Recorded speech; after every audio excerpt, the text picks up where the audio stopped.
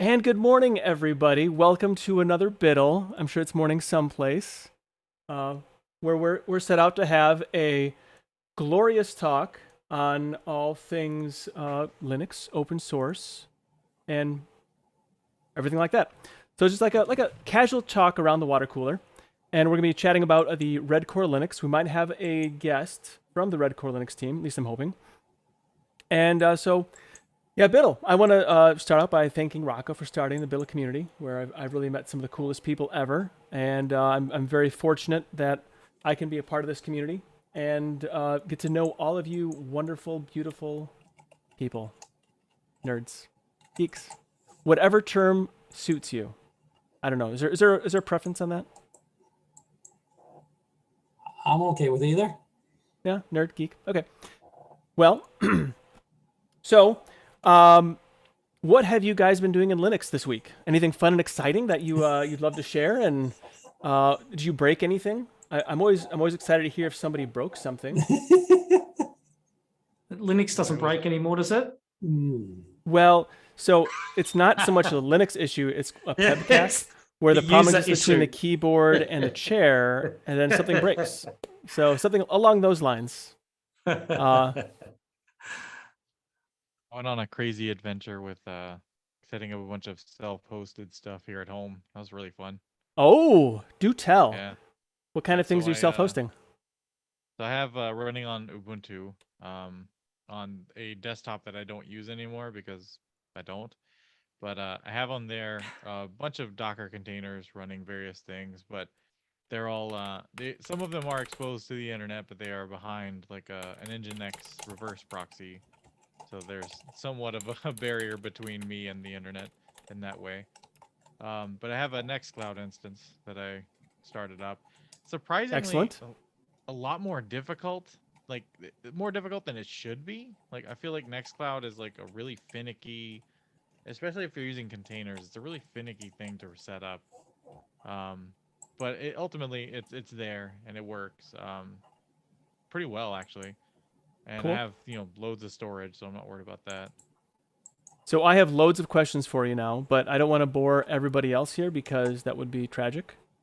So what I actually also set up Nextcloud this week, but I'm trying out the Snap. So the data, it shouldn't matter like the data. I'm trying to understand how it's laid out. So I feel like the documentation isn't telling me the Okay. things I want to know. I as did do the snap at first, but Okay. I had a lot of performance issues with the snap. Okay. A fair few performance issues with the snap. I don't know why particularly, but there was some funny stuff with getting like the reverse proxy working with the snap well, at least. Um, it worked for the most part. Getting external storage set up, so passing in, there's a snap, I guess I think they're called plugs, a snap plug for removable media that you can do, like a snap connect, Nextcloud removable media. Yep, I saw that. And that will allow you to mount external storage onto a Nextcloud itself, which worked okay, but again, I had performance issues. My storage array is RAID 10 with BTRFS, so for whatever reason, like Nextcloud just didn't really like. At least the Snap didn't really care for that in terms of performance, but the Docker container version has no issues whatsoever. I don't know if the Nextcloud Snap includes one, but when I did the Docker setup, I actually have a Redis cache working with the Docker setup, so it works pretty well for caching and performance. I noticed the difference without the Redis cache was pretty stark on my setup. But yeah, the snap was pretty neat. The snap was really easy to get going, that's for sure. But So my issue that didn't offer enough granularity for me, I guess. Yeah, I don't need a whole lot of granularity. So what I want is something reliable that I know I'm an OpenSUSE user, so I shouldn't want to use snaps, but okay, I like snaps. Yeah, that's They fine. work great for me. Like you hear people talk and like you see some of the visceral what are the words I want to use? Visceralness of people. Vitriol? Vitriol, that's a good word. How Vitriol's good, yeah.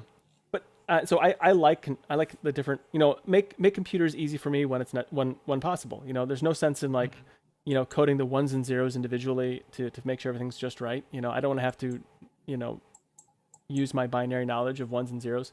Anyway, Yeah, absolutely.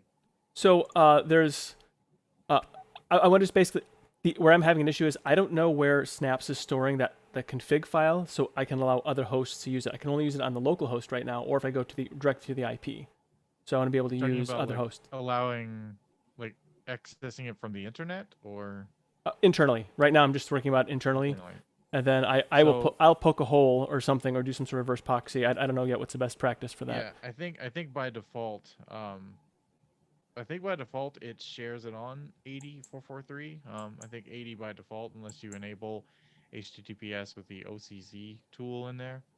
But you should be able to, as long as, do you have a firewall on your machine? Yes, Like but on the machine yep. itself? Yep. Yeah, so if you open up 80 on that, you should be able to access it through the host name, assuming you have like a DNS thing or the IP address, and through a web the issue browser. is It should just work. the is like config dot something. I can't remember what it is. I need to. Config.php. Yeah, I think I need to modify that to add a all the trusted allowed domain. hosts. Yeah, so Right. that's in var. If I recall, that's in var snap, and then nextcloud current, and then beyond. Go down there. It's in your var directory in var. That snap. was not in any documentation I was looking for. No, and it probably won't be. So it's out there. Yeah. Yeah. That's. I was gonna ask some questions, but I kind of put it on the back burner. Like I started up, got it going, put it on the back burner, and I didn't want to go. Feel free to hit me up if you have questions. Yeah, absolutely, I will.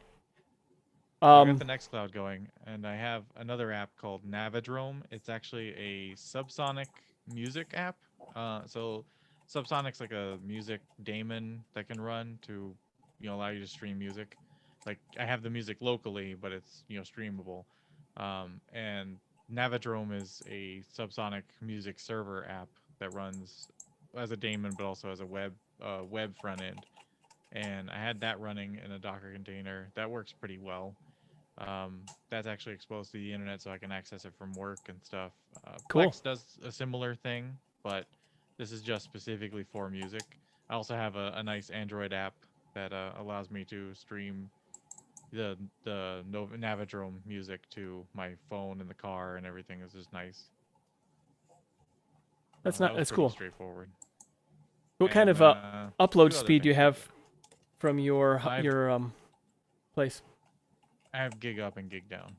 Oh, wow! I'm pretty happy with my 20 up. So there's that. Yeah. So I got plenty of bandwidth for that. I have a Plex server running here that actually my parents watch a lot of stuff off of too. Then I just, put it out there because I don't have a data cap, and I have a gig up, so that's nice. Just let it do what it needs to do. Wow. The must be the joys of living in Georgia or something, or where you live in Georgia. No, just exactly where I live. Yeah, the very small minority of us who have access to it. Gotcha. All right. Well, so the dev popped in and then popped out. Maybe he's having some issues with Zoom. I don't know. Zoom is one of those things. You know what I mean, Steve? You know what I mean, Steve? Welcome. I see Vince is here. Welcome. Got Vash, Eris, Colin. By the way, we can't hear you, Steve. There we go. How's that? Oh, there you are. That's better. How worse? It's a Zoom thing. Hopefully my The Zoom volume thing. level is okay. Yep, it's good. Hoping the dev pops back in. I can't actually pronounce his name, and I don't want to butcher it, so I was gonna hopefully talk to him before the show started and try and work it out. But now I'm pretty much gonna be looking even dumber than necessary. So it's great. It'll be awesome. The whole internet can see it. But the dev. Yeah, the dev dude. So he's up late compiling stuff. He told me so. So he's gonna be up anyway. He's from the United Kingdom. So we'll hopefully he can hop back in. So our distro exploration of the week was Redcore Linux. Now this is a discussion by which the objective is to be constructive about the product. It's would be no non-objective opinions, so don't, we're not going to say anything disparaging because this is a labor of love. And I put the show notes in the chat for your Zoom folks if you want to go into that. So anything that's disparaging, that doesn't really have anything like, nothing qualitative is we don't want to have that. The point is to highlight the positives, not just ignore the lowlights, but not to ignore the lowlights of the project, but to acknowledge them, but also just really try and polish up and the idea is to promote and sell Linux, or open source projects, because I think rising tides raise all ships, and so I want to make sure we're talking positively about everything. So the intent is to talk about. Oh, he's coming back in. To talk about the different aspects of the OS and discuss the experience in after using it. So the Redcore Dev. I don't want to mess up your name, so you're gonna have to probably school me on what. How to pronounce it? Like the Yinahan Mamut? Maybe you're muted. So, but you can pipe in whatever you like. Just this is just a Linux user group that we stream online through the web, just so everyone can participate. While they're making dinner or trying to fall asleep. Probably not to my voice. So about Redcore Linux. It's a distribution based on Gentoo, stable and some unstable, and it's a continuation of the now defunct. Is it Kogaion Linux? You haven't heard of that one? Kogaion. I think Eris put these notes in there, so I think it's up to him to correct me.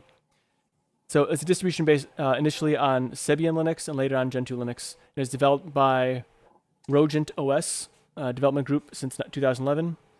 The current developer joined the OS Development Group in January of 2014 and has been on it ever since. So Redcore Linux targets the casual laptop desktop user and has some, to some extent, workstation power users. It will nicely fill any gaming, multimedia, office, and internet browsing needs. Some development tools are also available. The repository will always remain small in its size, focusing on the quality, performance, rather than on quantity. So, how the default desktop was Plasma, KDE. So that's all I saw. Did anybody see anything else? Did I maybe perhaps miss anything on that? I didn't see anything else. I only seen the Plasma version. I mean, that's fine with me. I mean, I'm good with Plasma. We can Plasma all day, and I'm pretty much going to stay in my happy place. So it looks like it was lightly customized, and it did include the Qt 5 Designer development tool in there, I noticed. So how was the installation process for you? You used the Calamares installer, so for me it was pretty much effortless. I'm not sure if anybody else had any other thoughts about it. Pretty straightforward, really, I thought. It's a typical Calamares install. Yep. Here's something that I noticed about the installer. So every other Calamares installer that I've used, the initial screen, how it does some ticking initially, and then you have all the different languages of welcome. You normally have to wait a few seconds, like 2 or 3 seconds. Not really a big deal. This one immediately started, like it was ready for me immediately when I initiated it. Does anybody know why that could possibly be? Well, I would have thought that initial ticking over was, I thought Calamares updates itself before it does anything. Maybe I'm wrong, but I thought Calamares updates before it does anything. That's what I thought it was doing. It says that it pulls modules or something when it starts up, like every single time, I think. So maybe there are fewer modules that it pulled than others, perhaps. I don't know. Either way, It could have also been preloaded. I didn't get a chance to test it, but I guess if they preload the installer, it might already be running in the background. Gotcha. That could be. No, it's actually hello everyone. I'm Hello. the developer actually. So what? I'm sorry. What'd you say was happening with it? I am the developer. Yes, and, I know. Welcome. How do you say your name so that I don't, or what should we call you so that I don't mess it up and I can very easily hop to you? If you can say Gunhan, that would be accurate. Gunhan. That's good. Yes. Gunhan. I like it. Gunhan. I can say Gunhan.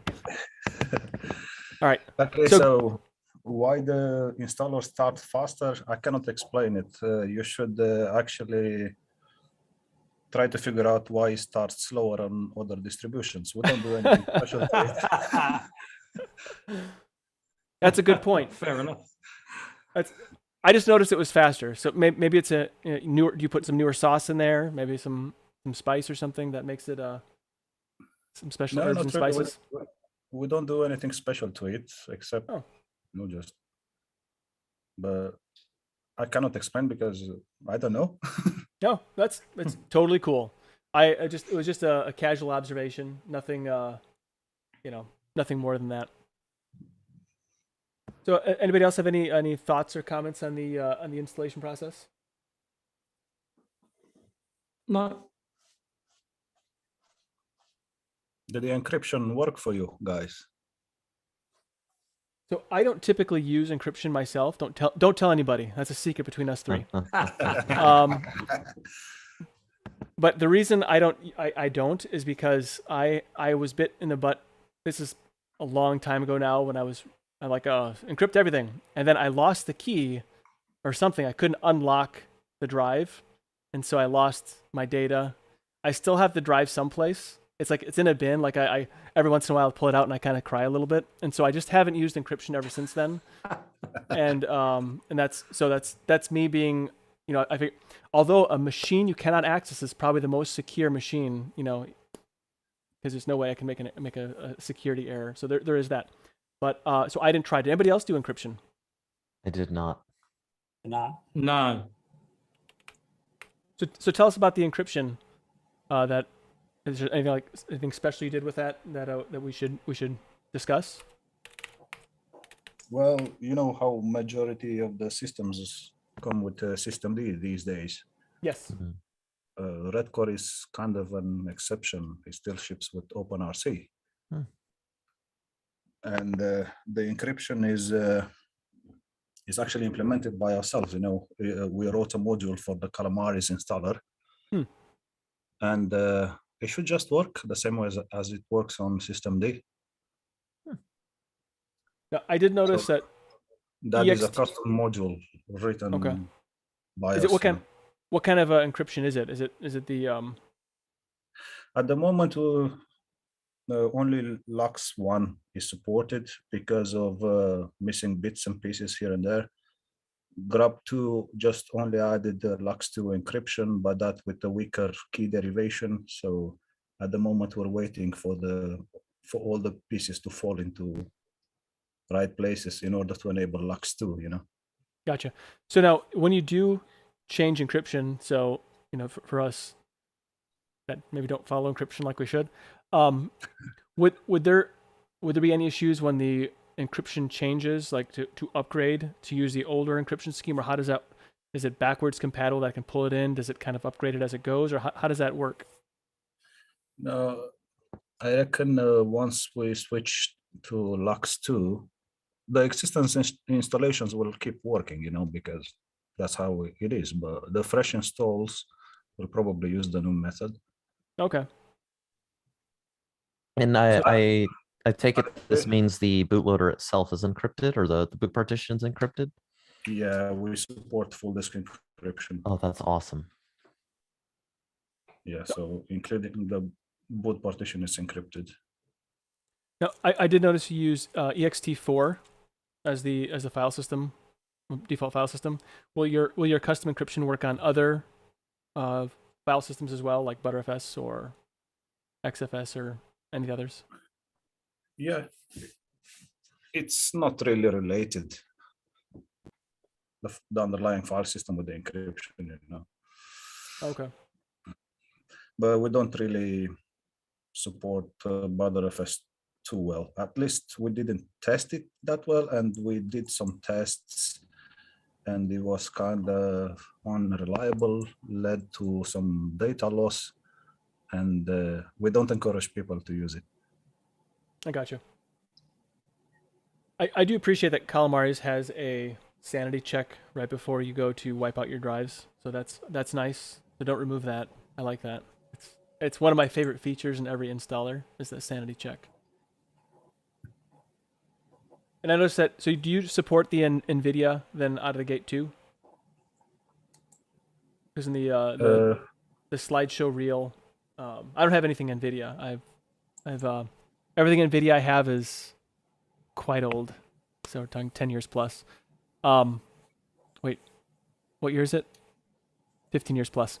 Okay, so anyway, so I wasn't sure how is do you have like Nvidia like driver support then, like an easy way to install that?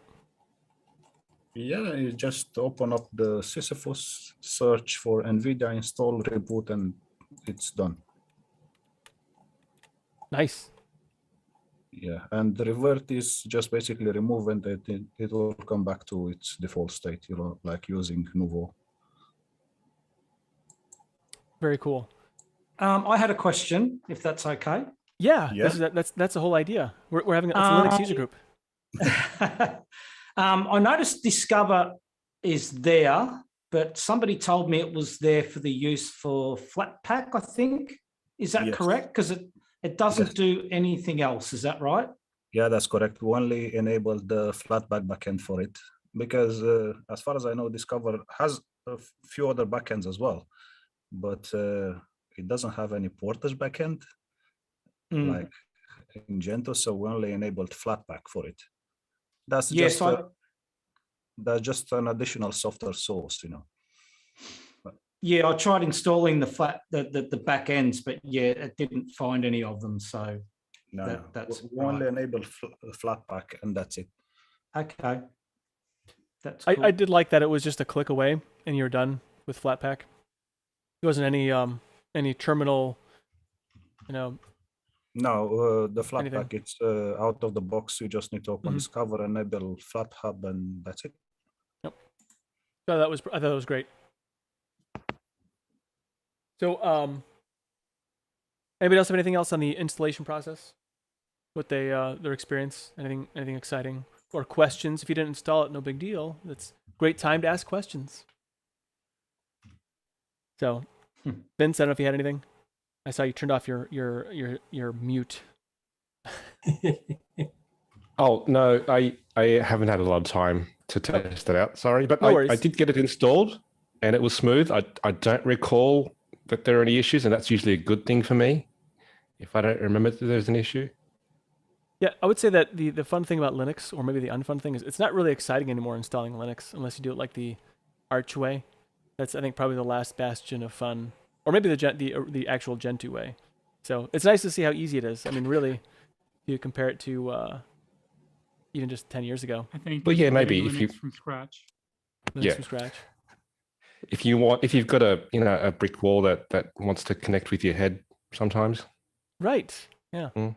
Those days are long gone, it seems, for the masses. Okay, so the default application selection, I did like, because I am what I am. I use LibreOffice all the time, so it's nice to see that it was in there. Chromium was the default browser. I also noticed that Lutris and Steam were installed by default, like right out of the gate. It was already installed. And also I like that they installed KDE Partition Manager as the default, advanced partition manager thing.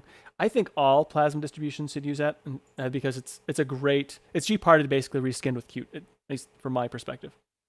So I like that. It looks good, and it's really handy for just so many different functions. But anybody else have any other thoughts on the default application selection? I think it was mentioned that it has the Sisyphus GUI version, so that way you can search through GUI. You don't have to go to the terminal. Oh, I didn't know that. I didn't notice that. Really? Yeah, it's been there for a while now. That's cool. I did add a few applications just for fun. So I do like the application manager thing. What was it called? I can't remember the name of it now. Discover? No, not Discover. Sisyphus. Sisyphus, yeah. Oh, Yep. I liked it because to me, it's akin to some of the older package managers from days of old, and you like the synaptics and whatever. It was real easy to install stuff, and I like how it gave you a nice verbose output, everything it's doing on the bottom. I like that nerdy, geeky text output. It to me that's fun. So I don't have anything, like I installed a few other things too, but I didn't have any issues with it, so that's good. So no, I was curious, is that downloading binaries or is it actually compiling things? No, it's downloading binaries. The CLI interface, like the command line interface can actually compile stuff as well, but the graphical interface only downloads binaries. Okay. So it's downloading some tar.gz files. Yeah. Yeah. Yes. Okay. And where are those? Are there a central service, or are those pointing to specific locations? Well, we have some mirrors. Okay. And it's downloading basically like any other application manager. So it's downloading from different repos. Okay. Yeah, everything's So I found it interesting how many packages that you normally don't see in the repos were in the repos. Like they had Chrome, Zoom, all these Vivaldi, Edge was in the repos. So many of these things are not usually in the repos. So that was nice that it was available. Yes, we had some users asking for them. And I know it's a bit controversial, to have Microsoft Edge in the repos, but why not? I agree. Why not? So does that then point just to the Microsoft tar.gz and then just pulls it from there? Is that how you do that? That I didn't pay attention. Yeah, it is included in the repos by default. So you can just search Microsoft Edge, will download, install, and run it. That's pretty cool.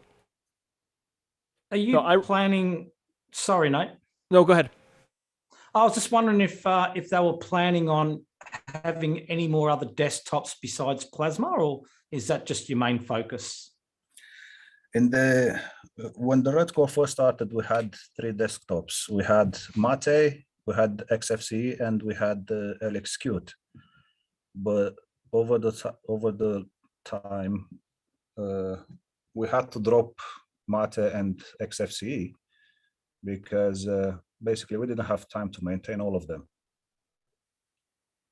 We stayed with LXQt for a very long time, and then we switched over to Plasma. So at the moment we only have Plasma, but some things have changed, and we plan to bring back at least LXQt desktop and maybe Lumina from BSD. That's an interesting choice with Lumina. What's the reason for Lumina? Because it's Qt 5.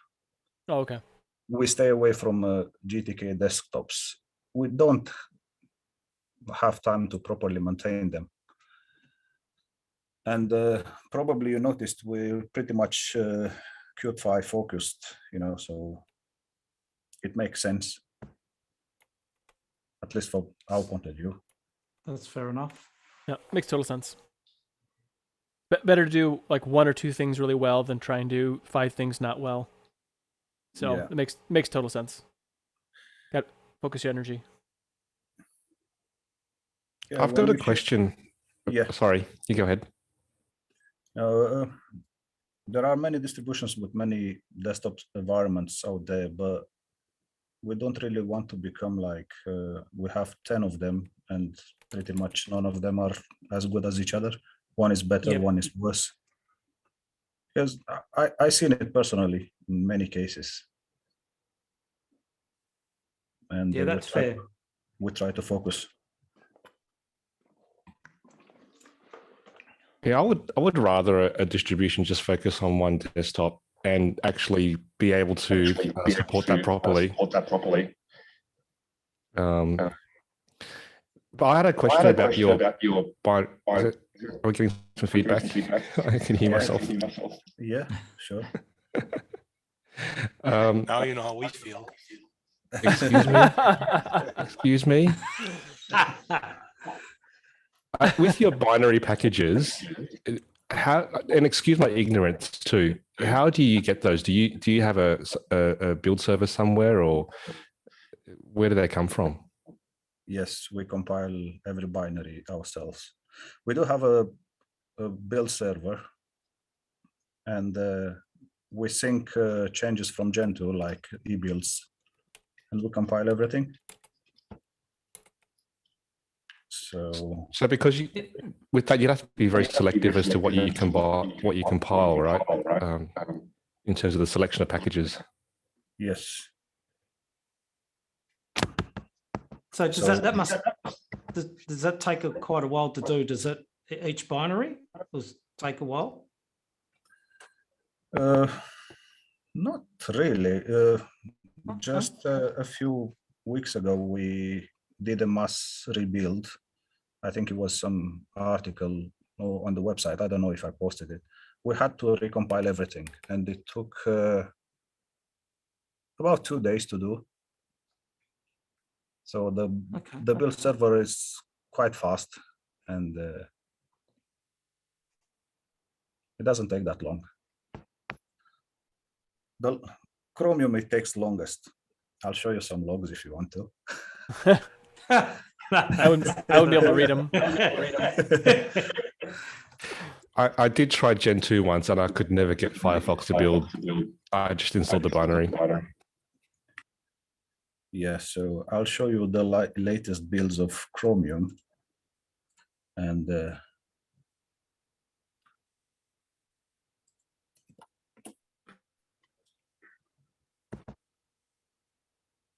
so We had 6 and 3 hours.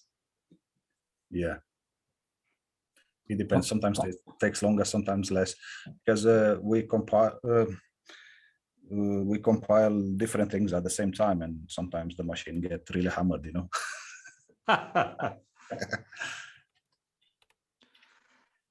we were discussing last week the logo for Redcore. We wanted to know what the logo was. As I mentioned earlier, when Redcore started, it had 3 desktop environments. So those things are actually orbiting a core, you know. That's what it means. But okay. over the time, when we left with only Plasma, the logo doesn't really match anymore. So that's why we're trying to bring LXQt and Lumina back. So in a sense. Yeah, it makes sense. So I did notice because I like a dark theme. I'm one of those people, and when I enabled the dark theme on Plasma, the Redcore logo kind of faded out into the there wasn't enough contrast there, so it's just I don't know if that's something that can be tweaked or whatever, but that was just a little note. Yeah, we can put that. We do have a actual red logo we can put in there, so it doesn't. Oh yeah, that'd be good. But I do like that you have like a Redcore slight customization to it, so it's Breeze, but with the little tweaks here and there, like the arrow and so forth. Yeah, mainly the colors. We change the colors. We do have our own color scheme, and it's the cursor, I think, and not too much else. And okay, icons as well. But other than that, it's pretty much default. Yeah, how much work goes into customization? Not very much. We have it. We have the configs in Git, and every now and then we change a little bit here and there, but not much. Everything is already set in stone. I did notice one very interesting application you had installed was Woe USB. Is there any reason why there's Woe USB installed in there? Well, in case you want to create a bootable Windows ISO from Linux, and Fair enough. that's the best application I know, so we ship it by default. Okay. I think it's fair because we do have Etcher as well in order to make Linux ISOs. We do have unit booting as well. And we said, why not? Because in the past, I found myself needing to make a Windows ISO from Linux, and it was a pain, especially doing from command line. It's really hard. It is. Yep. It can be done, but it takes very, very long time. And I said, why not? People will appreciate it. Yeah, I haven't You never know never when you seen need that it. out of the box. Yeah, you never know when you need it, but it's nice to have. Yep. We're getting a little echoing on your end there. I'm not sure if I don't know, we can maybe turn down the volume on your speakers or something. I don't know what's going on. Or if we have headphones. Headphones helps. But if not, it's okay. Well, excellent. So I said there are some areas for difficulty that some people had. They said downloading the ISO was difficult because the Firefox complained about a security issue when downloading it. Oh yeah, I had that. Yeah. So I Because don't know. the ISO is not being served through HTTPS, and Okay. Google Chrome does the same thing now. I think. I don't know when they changed that, but they both complain. And then I guess another area was the applications not populated in Discover. So, but I think that's because there's no plugin for the or no backend for Sisyphus or Sisyphus, yeah. or I think he said Portage too. Okay. No, it's for Flatpaks. It's only for Flatpaks. Yeah, basically that's all it is. Yeah. Yeah. And then yeah, I had an issue when I went to manage printers. It looked for Firefox, which is not installed by default. I think it's like hard coded in there somewhere.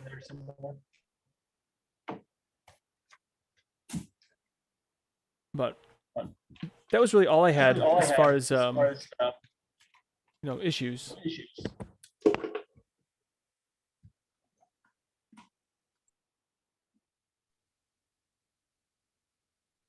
There's an application I thought was interesting. Something called UNetBooten. That's what is that for? Is it to like create like a net boot, like to boot locally off of the computer, or what's the usage case for that? It's basically to create Linux USBs. It's an old method. Right now, pretty much everybody's using Etcher and stuff like that, but UNetBooting predates it by many years. And in some cases, it actually can be more reliable. Well, I wanted to try it because it has a floppy option. So I don't know exactly. I don't know how that would work, but I think it'd be fun.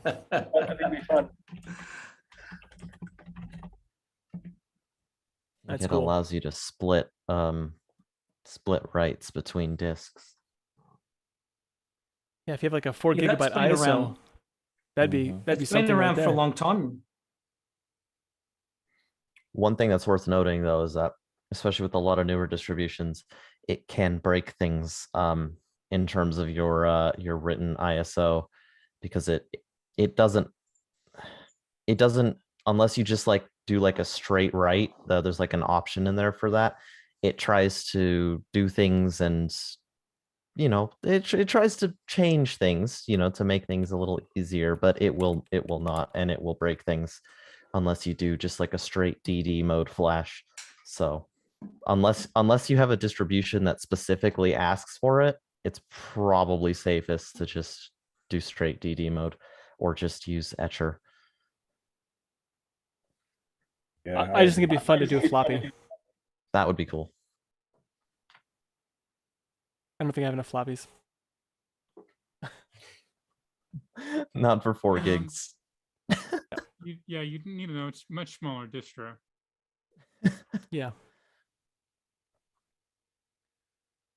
Well, that's excellent. So, did anybody else have any other thoughts on Redcore Linux that they want to throw out there? Or if you want to share anything more about the development process or the development team or anything like that?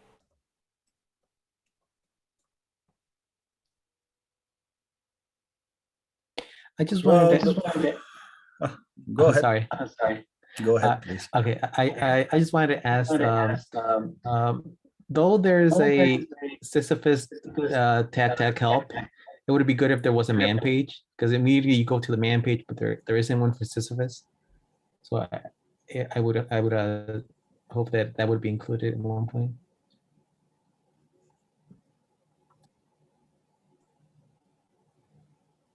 Yeah, I agree. We don't have a man page. That's true. We do have some help options. So if you write Sisyphus help in the command line, it will explain pretty much everything. That's the reason we don't have the man page for it, because man page would be pretty much a duplicate. I really appreciate that approach, especially because the help pages are actually contextual, whereas man pages is just like, here's a book. We can do it. We can do it, but as I said, I feel like the help menu already gives everything. Yeah, I would agree. I mean, sometimes like it's hard to like get through a man page because it's sometimes they're not written the best for like finding your answer quickly. I don't know if anyone else has that kind of opinion of man pages, but I do like how there are some man pages that are online as help pages, so you can actually very quickly search through and find the things that you need. So that's. I'm the For what it's same. worth. I can't read man pages in the terminal. I have to do it from a website. Now, once upon a time, I used to, but that was a couple of years back. So, all right. So I want to make sure that we end this on the highest level here. So, I want to highlight like what are the reasons that someone who's, they heard of Redcore Linux, some things that the reasons why they should give it a spin. And I have a couple here that I wrote down. I think it's a very clean Plasma experience. There's not a whole lot of anything going on that they've, clouded it, I guess. They didn't. It's very, very clean. You can experience Gentoo without the pain, although some might say that's a contradiction of terms. I think that it's actually this is a great experience if you want to try Gentoo and play around and get started with Gentoo without having to go through the process of compiling yourself. You have a very large software selection. Everything that I looked for was there, or maybe just the software I selected is very popular. But regardless, I get everything that I wanted for a desktop, so that was nice. And I do appreciate, so if there's something that is not in the repos, the flat pack support is built into it. A click of a radio button, and you're off to the races essentially. So I thought that was great. And so the way I see it, if you want to try a Gentoo based Linux with Plasma, this would be my recommendation for someone to try Redcore, or some of the reasons to try Redcore. And if anybody else had anything they want to throw in there as far as their experience of Redcore and why someone should give it a spin, but please, throw it out there. Well, I think if you're looking for a Gentoo, I suppose if people are looking to get into the world of Gentoo, this could be sort of a platform to launch that sort of environment for somebody willing to sort of get into it and learn. And it may teach you a little bit or some basics of Gentoo, and then you could probably take the next step after that, maybe. Or you just like Gentoo base, seems to work pretty well anyway, so there's no problem there. That's one thing I could see it very useful for.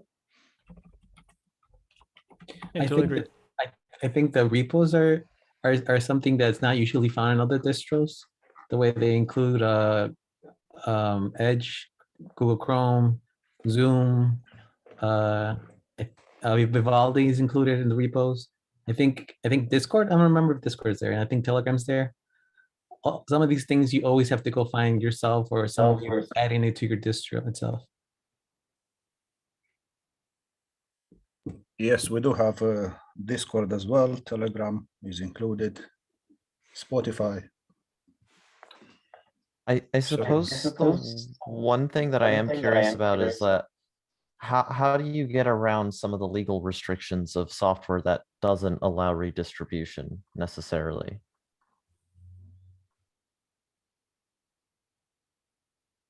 That's a good question, but I feel like we're not an organization, right?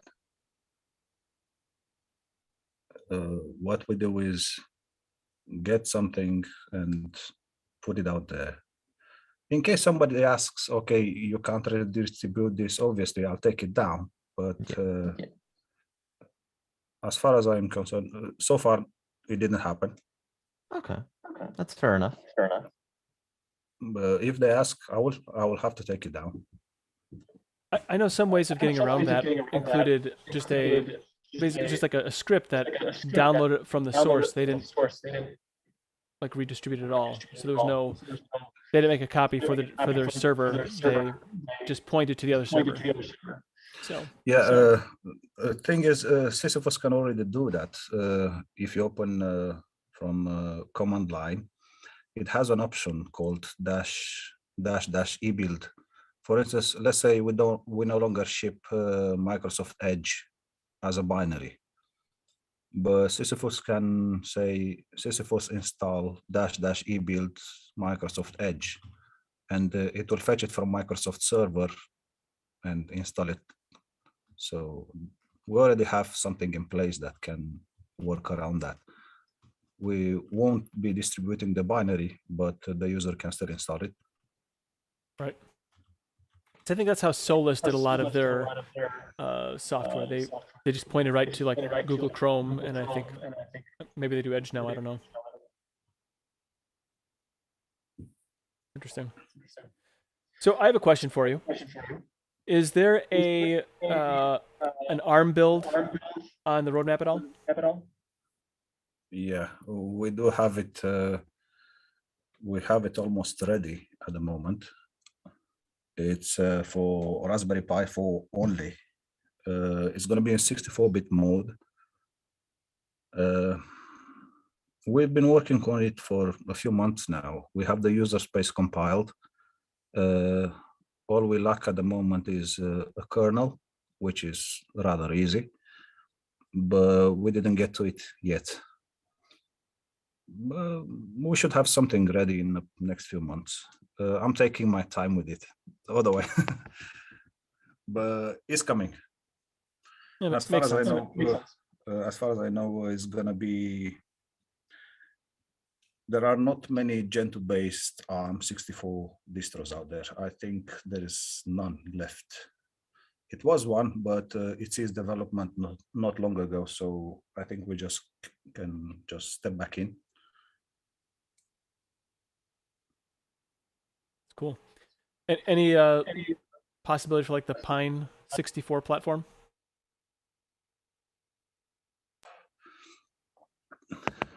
I don't know, because our build server is actually AMD 64, like normal machine. And in order for us to compile, we have to use ARM emulation or cross-compiling. And sometimes things break. And it's really difficult to compile something on a non-native machine, if you know what I mean. Yep, makes sense. And we're trying to focus at the moment. Maybe in the future, if Raspberry Pi build goes well, but we can't promise anything. Well, excellent. Well, unless anybody has anything else, I think. I have one final thing. The Sisyphus, when you search for something, it always tries to update, I think, the database, pull in like updates. Is there a way to disable that and just like search without doing that? Like, does it have like a database stored that they can just search? Doesn't have to go into the internet and pull it? Yes, search as a user, not as root. Oh, okay. So when you search as root, it will try to sync its database first in order to give you the best, the most accurate results. But when you search as a user, it will just give you the result. But it will say, look, we can't sync the database, so it might not be as accurate as it could be. Thank you.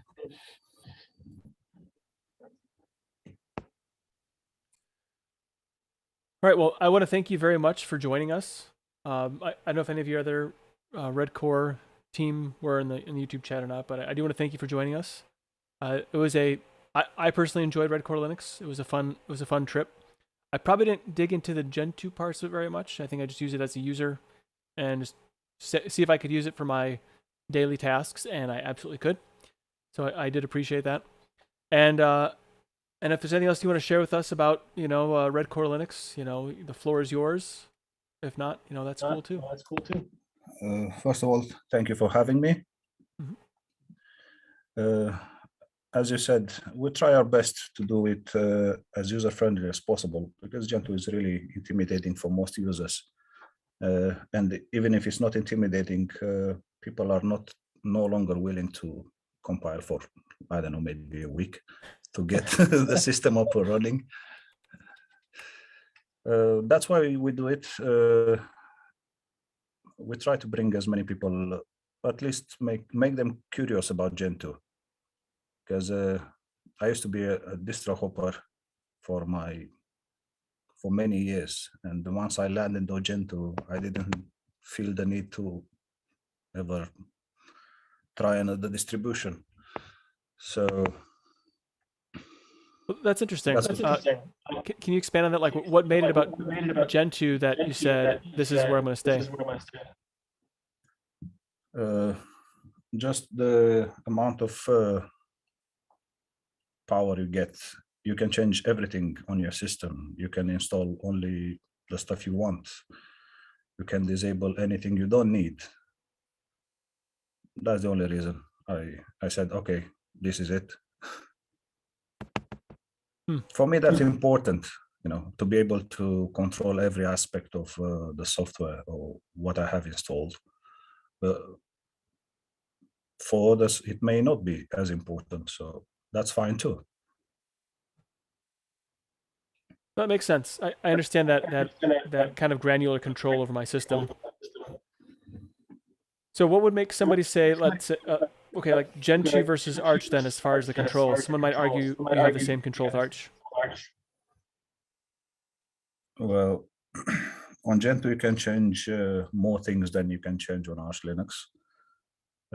As far as I'm concerned, Arch Linux at the moment only offers you the option of systemd. On Gentoo, you can use, if you want, you can use systemd, you can use OpenRC, you can use run it, whatever you want. It gives you more power.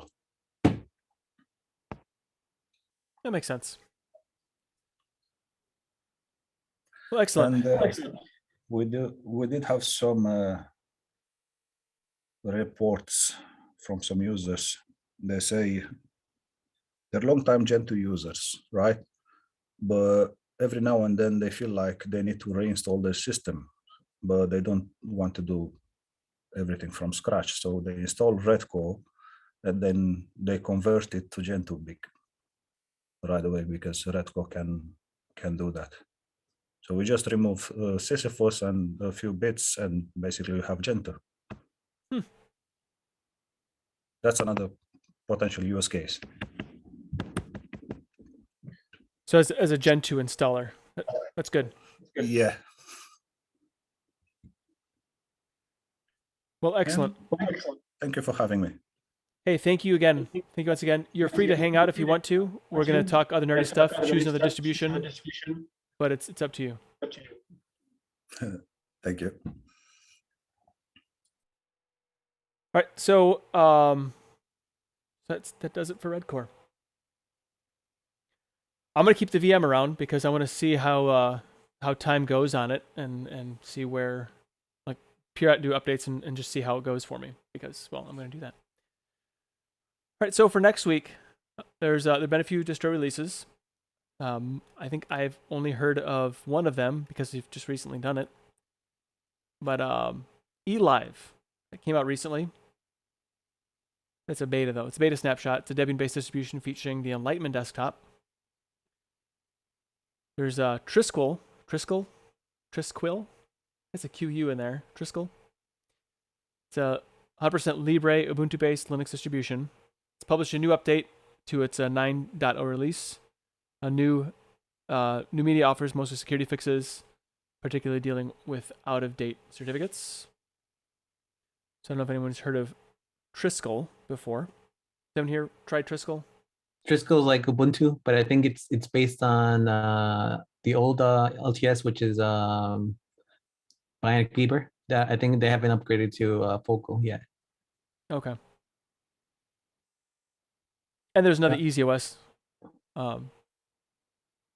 release, but that's we just did that one, so I don't want to do that one again. Not yet, maybe later. There's so many distributions out there to try. I don't want to do any repeats yet. So we did get in the I keep White Chocolate and I think some others keep pounding MX Linux 21.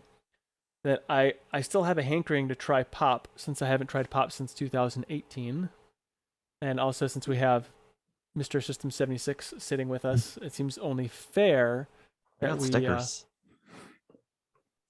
peel them off the screen. It still hasn't come out. I think the new Pop. No, we're very close. We're very close. And then Fedora is supposed to drop next week, I think. I think Thursday or Tuesday, one of the T's. Well, that's not enough time. And then, so I don't know if there's anything else out there that someone may be interested in checking out. Please let me know. I know Colin he tries lots of things. I wonder what's Colin been trying lately. Those Pop socks? You're muted, Colin. Oh yeah, they are. Yeah, I've just released a quick look at Markhulu Linux Shift, and I'm going to do a bit more of a comprehensive look at it probably next weekend. So I like what Jacques has done with the power of extensions within GNOME. So that was quite interesting how he's managed to have all these distros that he's been releasing. He can actually imitate all those on the one distro. So just with one click, it's just incredible what he's done. So it just interests me how he's done that. So I'm looking at that at the moment. So Markhulu Linux Shift. That's what I've been looking at. Have we done Markhulu Linux on Biddle before? I can't recall if we have. I think we have, several times, but it changes a lot. I think, doesn't it? Isn't there like a lot of changes? Yeah, we actually had Jacques on here with us once upon a time. I'm pretty sure. Yeah, we did. Not recently though. I think it's been like 2 years or something. Yeah, something like that. Yeah, you're right. You're right. Markhulu Linux. I'm checking. We did it in February 2019. 2019. Been a couple years. So that's not a bad choice either. So tell me about those Ubuntu. There's Pop socks. Are they like there's like really thick wintertime socks? I mean, do you even need socks in Arizona? I'm really confused. I'm not wearing socks right now. Not that anyone probably wants to know, but my feet are literally sweating right now, and it's hot here all the time. It's just ridiculously uncomfortable, but they're really cute. I have a problem where I don't like wearing things because then I'll ruin them, right? So like I get pencils because I think they're when they're perfect, the erasers are nice and just barely round on the top, but I never sharpen it because I don't want to ruin it. So I buy a box of new pencils that I will never use, and then I buy a box of pencils that I will use. So yeah, I'll probably never use these because they're just really cute and I don't want to mess them up, but I think it's great. They have all the cool stuff. I want Yeah, I really like it. They're really cool socks. That's cool. Yeah, it's cold here. So now it's getting in the 40s and 50s. So yeah, You could so I'd have probably to bundle up. use some socks. I probably could. Yeah. I always buy those I always buy black socks though. Like I'm like an old man. I just buy all black socks. Like All my socks are black too, so. no. And they're all the same brand too. Actually, I have a couple different brands, but I don't like to mix them because I want to make sure they're all exactly the same height because I'm a little Yep. OCD about that. And I get the same package of socks from Costco like a few Oh, okay. times a year, and it's all the time. It's for the last 3 years. What distros are you running on these socks? I've got Well, the issue is, so you have to upgrade your socks when they start to become quitter socks. Like when the elastic gives out and they quit, and then like rolls down into your shoe. Yep. No good. It's no good at all. Time to toss them. Socksy proxy. All right. So what do we think about who's up for doing Triskel? Anybody? We'll do something that we all are excited about because I don't want to be like just me rambling away. Or we could do Markhulu since Colin is already working on it, so he could be our subject matter expert if If the you developer was? want, we could try NixOS. Nix. We have that's tried right, that- NixOS before, I think, once, and that's one of a lot of buzz distros. Okay. I've got a Nix. question. Sure. We've never done Nate Nix. wants to try Pop OS, but he's offering everything else but Pop OS. Well, it's because it's not ready yet. It's not I mean, ready. Oh, You it's gotta not wait. ready. Oh, Yeah. oh, okay. Oh, so is this the so Pop OS hasn't brought out their 2210? Is that right? Yeah, 2210, 2110. isn't it? It's still. I know it's been a long year, but you're in the 2110, future though, sorry. aren't you? He is. Yeah, not that far. Not that far He's though. a- Yeah, yeah. He only actually has 12 hours in the future, but he thinks he has more than that. yeah. I'm Vince is levitating a really little bit. I smart must. future man.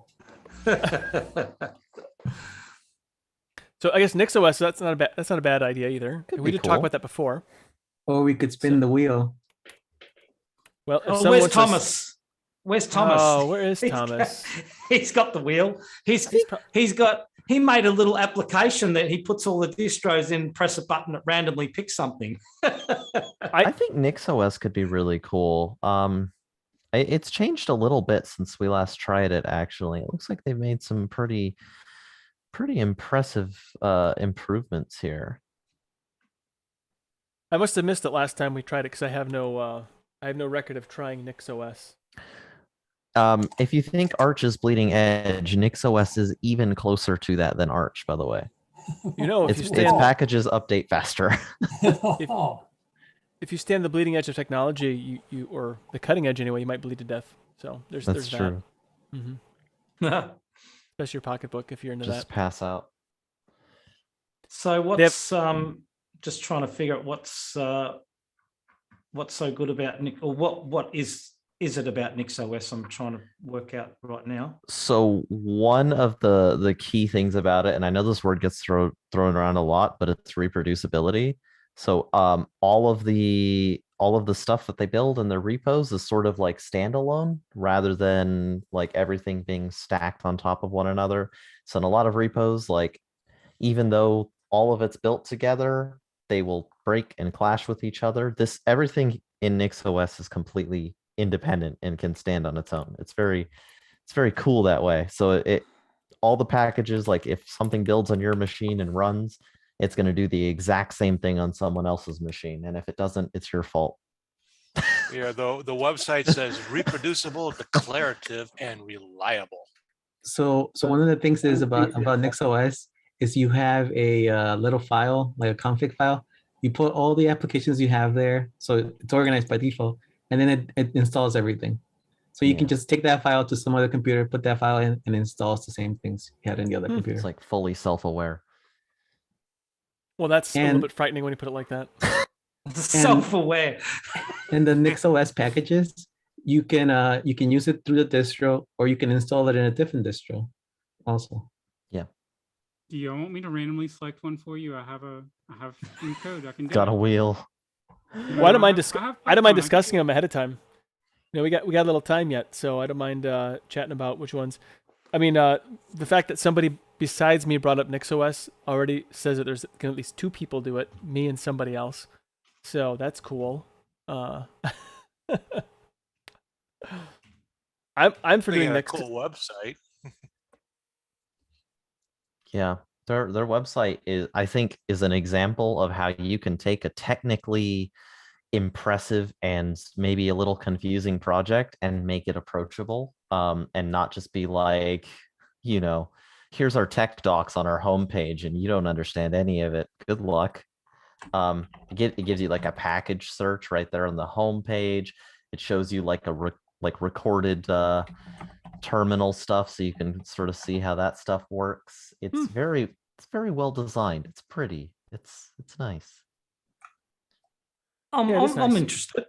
I think I'm interested in this NixOS. It looks like it's got something different anyway. So I'm gonna post a link. It's from Dorian. I don't know if you remember Dorian from Telegram. Oh yeah. He has a YouTube channel, and he talked about how NixOS works and how you can install it. So he made a video about it. Cool. Yeah, Dorian's pretty good He actually. makes some great stuff. Yeah. Yeah, I haven't seen his name in a while. No. I think he leaves the country and goes like to some kind of jobs in overseas. Doesn't even invite me either. It's kind of rude, but whatever. I think Colin's been pushing him out with all the videos he's doing. It's also NixOS is, I don't use it very often, but I've used it a couple of times. It's my favorite distribution to use KDE on. Why I is don't that? know. I honestly, I think it's probably maybe a little more sentimental, but I have had the least amount of like weird configuration quirks with it. Like it's just been the most consistent for me. Like even on pretty crap hardware, it's just been like always the same. And I'm like, okay, I like that, you know? And I've never really like thought about what version I'm using because it just sort of it was just kind of always the newest one. And yeah, no, it just hasn't broken on me yet, but I'm sure I could find a way. All right. Well, I guess let's make it NixOS because it seems like there's some little more interest in it as far as the chatter amongst the group when someone said NixOS. Well, and then maybe Fedora or MX or Pop. We'll see what happens. What comes out next, or something else something else that might engage us. So, and then some links here, some recommended searching as far as links. So hopefully, I don't know. Gorondanu. I don't know if you're in the Telegram group at all, but or maybe we can just share some resources there. I guess maybe watch some. He recommends we watch some things on NixOS before we get going with it. So I'll probably do that starting maybe tomorrow. We still have to carve pumpkins. I think it's gonna be tomorrow here in my house. We're a little behind in our festivity. Speaking of carving pumpkins, this is a shameless plug, but System 76 is having a little thing with that actually. So I'll link to the Twitter thing here, but carve some pumpkins, set it as your wallpaper and tag them, and you got a chance to win some merch. So does it have to I be on a thought you were System gonna say 76 make a machine? Celios out of a pumpkin. it does not say it has to be on a System 76 machine. All right, If- challenge accepted. If I can go back to the NixOS, Sure. if anybody had to listen to the last episode of the Ubuntu podcast, Martin Wimpress talks about NixOS and what he thinks the future of NixOS is. You know, I remember him talking about that now that you mention it, but I can't remember what his statement was about. What was it, the future of NixOS or the future of Linux in general? Yes. Both. He talked about both. That's Of course, interesting. Alan said he was wrong, but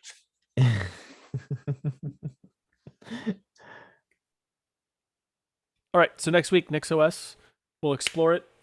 Another plasma-based desktop experience, and I guess I'll have to do some video watching. So I don't know if I can. I don't know how close I have to pay attention to them. A lot of times I have videos on that I don't watch. I just listen. All right, excellent. So I know Vash had something to bring up about a game, I believe. Is that correct?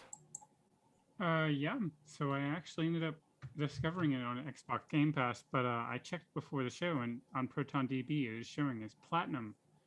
Ooh. The Forgotten City. Originally it was a Skyrim mod, but they have taken it and made it into a full game. And I'm not sure how much combat there is in the game, but it's more of an adventure mystery type game. Seems pretty cool from the little bit I played this morning. I think it's probably worth checking out if you're into games like that, or maybe games like Myst. Seems pretty interesting. I'm trying to go into detail, but I'm also trying not to, because I feel like a lot of the premise and all that is kind of spoilery. But I think what's the style of gameplay? It's like an exploration, like a point and click type adventure, or is it you're moving around in the environment with with your WASD and all that, or the control sticks. But so it's more a third person like Skyrim in that sense. But it's okay. The bit I've played of it, it seems more focused on story and logic and solving potentially paradoxes and things like that. So it's pretty, like I say, it's pretty interesting. I'm just trying to be vague because I'm trying not to go into too much detail, because I think the whole premise is interesting, and so I just don't want to spoil it. But if you're into those types of games, I think it's probably worth taking a look, especially if you have Game Pass for Xbox, and you can just try it out for free. But even then, I think it's not as expensive as a normal new release. It looks like it's in Steam. You can get it through Steam as well. I don't know. Yes. Yep. So it looks like a Roman Empire genre, like that like early. I don't know what kind of civilization you call that. But, it does have some ties to Rome. Oh yeah, yes, ancient Rome. But there's more to it than that. It's a narrative-driven time loop adventure in ancient Rome. Discover the ruin of an ancient underground city, travel 2,000 years into the past, and unravel. Oh, just lost it. Unravel the mystery of who destroyed it by cleverly exploiting the power and wind back time. Fate of the city is in your hands. That's cool. I like it. It seems to be overwhelmingly positive as far as the reviews go on Steam. And it's 20% off right now, so it's only $20. It's pretty cool stuff. How much time do you think you're gonna invest, or if you want to use that term, like your dollar per time of entertainment? Like we say, probably several hours. Do you think? What do you think, Vash? I honestly don't know, because there are multiple endings, I believe. So I think there is something you can complete relatively early, from what I understand, but I haven't come across it yet. But there's like, I mean, I'm gonna be vague, but I'm at the beginning of the game, or I'm gonna be an hour in the game, and there are multiple storyline paths I could try to go down to try to solve stuff. So I think it really depends on how you want to play the game. If you want to try to burn through it, like, I think you can potentially get an ending very fast. But if you want to try to get all the storylines or all the endings or something, I think it could take longer. But I don't know overall length of time. Pardon me for a moment, but I would like to make a little bit of meta commentary on what you just asked, Nate. I think asking how much time per dollar is probably the wrong thing to ask when evaluating a game. Sure. In that you can have games that are very short, but very, very fun and a very good experience, and probably worth more than what they actually cost. Whereas you can have games like Fallout 4, for example. Like that game is long and has lots of stuff, but it's incredibly boring to me. And $60 for 200 hours of games. If the 200 hours is a slog, and it's definitely not worth $60 to me. But I would pay $60 for, say, Ori and the Will of the Wisps, which was a fairly short game, left about 10 hours, but incredibly fun. And Yeah. I feel like too many people do that, where they ask like, well, this game is like 100 hours and it's like $40. This is a great value, but that might be 100 of the most boring hours of your life. That's true. So what you're saying is absolutely valid. If it's not a fun and enjoyable game, then obviously it throws the whole valuation thing out. But if it's a enjoyable game and you play it, it doesn't last very long, and then it's over, it doesn't have replayability, then I think, to me, it's that's unfortunate. Yeah, I mean, like for me, I'm still playing Mario Kart 8 on the Wii U. That's yeah, good that's, stuff. that's good value because it's a good game and it lasts forever, right? But, Right. Like people will pay, decent money to go see a movie at a theater, and it's for the experience. The movie's only like 2, maybe 3 hours long at most. Yeah. And it's like 15 to 20 bucks. I'm not saying you do, Nate, so I know exceptions happen, but Right. like people, like that's not particularly good value for like $1 per time, right? Like 2 hours for 15 minutes, like it's kind of ridiculous. But it's about the experience. It's about that 2 hours being enjoyable rather than, Oh, for sure. You're absolutely right. Yeah. But I'm the kind of guy that goes to a restaurant and I read the menu from right to left. That's just what I do. I can't help it. I'm so cheap. No, I get it. So I have a big just nose. look at the air's menu. free. I'm saying cheap. Cheapness is not. There's nothing wrong with like being frugal or even sometimes cheap. But if you look at it from the perspective of, am I going to enjoy this, rather than this gives me 100 hours of something to do other than everything else in life, that's not a particularly good value, I think. No, you're right. Personally, for me, I just have so little time. I'm at the point where if something's mediocre, I'm probably not going to spend too much time with it, just because if I'm playing a game, like I'm deciding not to spend my time doing other things that are higher on my priority list at this point. So Absolutely. when I get into a game, it's because I'm having fun with it. Correct. Yeah, I'm not making the judgment call on the game you were suggesting. Just simply That's why my dad never played ball with me. He was always busy playing video games. What's up with that? Well, he has priorities, right? Exactly. Yeah, I like to play, fetch. I almost said fetch. That's not the right term. But like catch with my kids. Just toss a ball or a frisbee or fetch. That's with the dog. But yeah, they want to play like, well, now it's getting cold out, so now we're doing more video games. It's like family video game night now instead of, outside stuff because it's cold and rainy and whatnot. So, Shickle, do you know what cold and rainy is? Have you ever experienced that? No, I'm just curious. not ever. Actually, Okay. oh my gosh, like 2-3 years ago, we it was like right in the middle of monsoon season, but we had like 3 days where like it rained incredibly hard before this, like, and we just got this ridiculous amount of rainfall, and then it was just overcast but hot for the next 3 days, and there was like this crazy thick fog that just would not go away. Like you could barely see in most parts of the city for like 3 days straight. It was ridiculous. Never seen anything like it. Walking outside, you just get like just soaked instantly. Just being outside, you just be covered in water. It was so weird. It's good but stuff. yeah, I think I might have teleported to the bottom of the Pacific Ocean, but yeah, because we normally don't get that. That's fun. Yeah, I've had that. Those experiences where it's so hot and humid that you just walk outside and you're immediately drenched. Yeah, because your body doesn't know.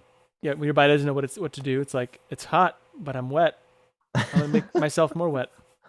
Like Miami at midnight and it's still 98 degrees out. Right. Or even Vegas, like in the middle of the night, it's still like horrifically hot, like in the downtown. Yeah, but it's not humid, so it's almost okay. Atlanta in like August and July is like that, where you walk outside and it's like, oh, it's 1 a.m. and I'm sweating. It's disgusting. Sounds good to me. Love it. Yeah, I was in Djibouti. It's a country in the Horn of Africa, and it got down to like the 90s. Like it was so hot there all the time. It got down to the 90s in December, and I was cold and miserable at 90 degrees. I had to put a sweatshirt on because I was so cold at 90 degrees because of how hot it was, hot and humid there. And I thought, crazy. Yeah, your body just starts getting used to expecting like a certain temperature, like you spend a few weeks at like 110 degrees and then it drops to like 30 degrees and things are not right. It's post-traumatic sweater disorder. Yeah. It's pretty much like that here all the time. I mean, for the past week, we've been having day and night fluctuate within like sometimes 40 plus degrees. It's been pretty rough. Yeah, it happens. It doesn't really get that hot here in Michigan. I mean, I guess it does, like a couple days, maybe out of the summer. We have like 1 or 2 weeks of actual summer here, I think. Like real summer. Somebody in chat asked the drunken alcoholic, great name by the way, asked if we discuss Linus tech tips. Now I know we discussed something about that last week, but I haven't seen any video. Have they done this Linux challenge yet? Because I'm sure I was. They're doing it, but there's not public yet. I think they're just talking about it. I think in the WAN Shelter podcast. Yeah, I was going to say I haven't seen nothing come up on because I've been subscribed for a while. There's not a lot of details, basically. Yeah. There are some little bits, but yeah, not yet. You have to catch little bits they leak out. Yeah, if you watch WAN show, there's a pretty big segment on it, but I think overall the general gist is going to be that we still have a lot of work to do, and yeah, I think they were not very kind. Yeah, that's the nicest way to put it, I think. Okay. Yeah, it was a little hard to watch. I was like, ouch. But yeah. What does anyone know what distros they used? Linus used Manjaro, Katie. I believe Linus started off in Pop! OS, and one thing that happened was he tried to install Steam, I think. Now the Steam package was broken, and I think once you install packages like that on Pop! OS, it warns you not to install it, that you shouldn't go forward. But I think he went forward, and that broke Pop! OS. So then he transferred over to Manjaro, I think, and I think that's what he's using still. Yeah. The Twitter so user error that really made my day. Which one? It's both. The Twitter meltdown around that made my day. Oh yeah. I wouldn't say it's Linus's fault completely. I mean, the package shouldn't be broken, but if the thing is telling you don't proceed because you shouldn't proceed, and then you still proceed and it blows up, I mean, no, it's Linus's. It's Linus's fault. It works both ways. We'll blame Linus. I will say though,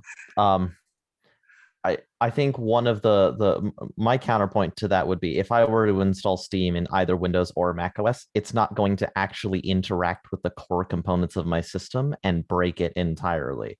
The fact that installing a package, like let's say a games launcher, has the capability of destroying your entire operating system probably shouldn't be the case. Like, it shouldn't be able to do that in the first place. Fair enough. I just find it entertaining that some people still confuse Linus Sebastian with Linus Torvalds. Oh my gosh, yes. Did he develop Linux? Why does he hate it so much? I've seen a few of those. There's some really good people like screenshot them and post them in Reddit. There's a couple threads, and it's just like the disconnect, right? Like expecting somebody who made like, who the kernel is just trashing on Linux is like the funniest thing. It's like, no, it's not the same guy. So one thing I should bring up is I think unless they switch this week, I haven't listened to the WAN show this week, but earlier Linus said that he wouldn't go into forums and ask for help, and I think I think if the distro itself it tells you there's forums available, I think you should go to the forums and ask for help. Now, he shouldn't do it with his name, of course. He shouldn't get special help, but he should use all the available tools if they are available to him. And this actually comes back because earlier they had tried a NAS, free NAS, I think, and they tried working with it. It didn't work, and it didn't go into the forums again. And I think the free NAS people were angry because of that, because they talked bad about the product, but they themselves didn't ask for help in the forums. They did end up using the forums for the Linux thing, by the way. They go ahead. Oh, I was just saying the initial intent really behind that was to not try and abuse their influence to get special treatment, but they did end up using the forums, just not not directly. Not like, hi, I'm Linus Tech Tips. That's my full name. And I'm here for help. This is just not for nothing. But I've had to use forums for Mac and Windows as well for tech help. And sometimes like the simplest things that you would think on Windows or Mac don't seem intuitive because I'm so used to the Linux way of doing things that I think it might be a little bit unfair when somebody says, oh, well, Linux isn't ready because it doesn't do this. It's like saying, well, my dump truck isn't ready because it can't drive like a Ferrari. I mean, they're engineered differently. And I think, like recently Absolutely. I had to do some work in Windows 10 for a buddy of mine. Maybe I brought this up. And I was so frustrated by the process that I had to go through to install software in Windows because it's a complex piece of software. You have to do like a little here, a little there, but it's just an application. And compared to like that process in Linux, even installing Windows applications in Linux are so much more straightforward and guide you better than this application or a few others I've used too. So it's kind of I would say, well, I don't think Windows is ready for mainstream, because I had to do all this extra work. So it's not really fair because I'm so entrenched in the Linux way of doing things, how everything is done, that I have a bias already. So I know. I guess we'll see. I mean, if he trashes it or if he's harsh on it, whatever. It's not going to change that. I'm going to keep using it. Nate, on the latest WAN show, they do touch on that. They touch on the learning curve and how it is you got to get used to it. And if given some time, I think that they said that, especially with Linus himself, he was finding Plasma actually quite good to use, except for Discover. He had issues with not Discover. What's the file manager again? Dolphin. Yeah. Dolphin. He had issues with Dolphin. But he also did say that he did enjoy the smoothness of it once he got used to it. They had some other things to say about having to try to avoid the terminal, acknowledging how powerful it is, but for the average user, it shouldn't be the go-to suggestion for when you're trying to get something done or fix something. Sure. So I think I expect them to be reasonably fair. I expect them to look at it coming from the perspective of the community that their audience is, which are gamers. But I don't expect them to be, hold back when they have criticisms about things. I think that's fair. I think that we should take those criticisms as being fair. I had a bit of a perspective shift watching that, because I was typically one of the users who, like, with the whole like Dolphin removing like the like the super user thing.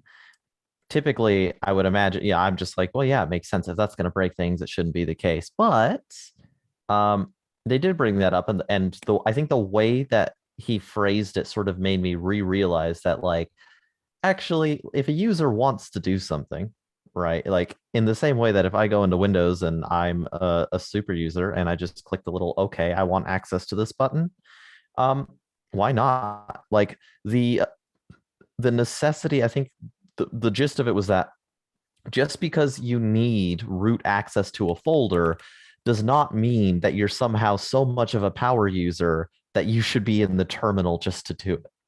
And I think that's fair.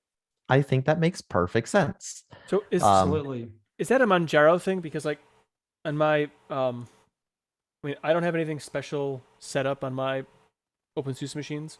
I'm not But sure if it's changed, but for a long while there, Dolphin had removed the ability to open as a super user. Okay. Well, I mean, like, And Ubuntu's done the same thing too.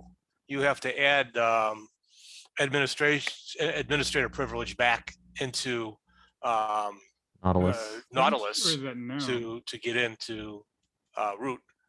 Yeah. Yeah, they're all doing it. They're all, Because I they're know all doing Nemo, that. no, Nemo's still fine. I think. Yeah, Funa, no. there's not an no, issue Nemo- there. That's why I keep saying Nemo is the best file manager, but you know, I keep getting these people saying Dolphin is the best, but So you know, I think the core of this, and I think that that's probably why there's like so much disagreement between it, because I think actually the whole like, well, you shouldn't do this in like a root file manager anyway thing. I think it actually points to some core systems with how we set up our permissions on Linux and how we set up file access. I think we have bigger issues. I think it's not actually the file manager that has problems. I think if your file manager is incapable of interacting with files as a super user without completely destroying its permissions, the issue is probably not access as root. The issue is probably that we should have a better way of controlling file integrity.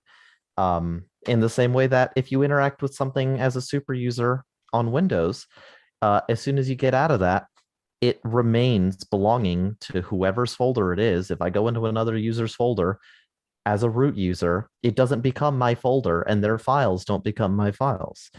We have probably bigger underlying issues to fix. And I think that's the core of it. And I think that, well, it's nice that projects like Dolphin had tried to sort of like mitigate users running into that issue by not letting it happen.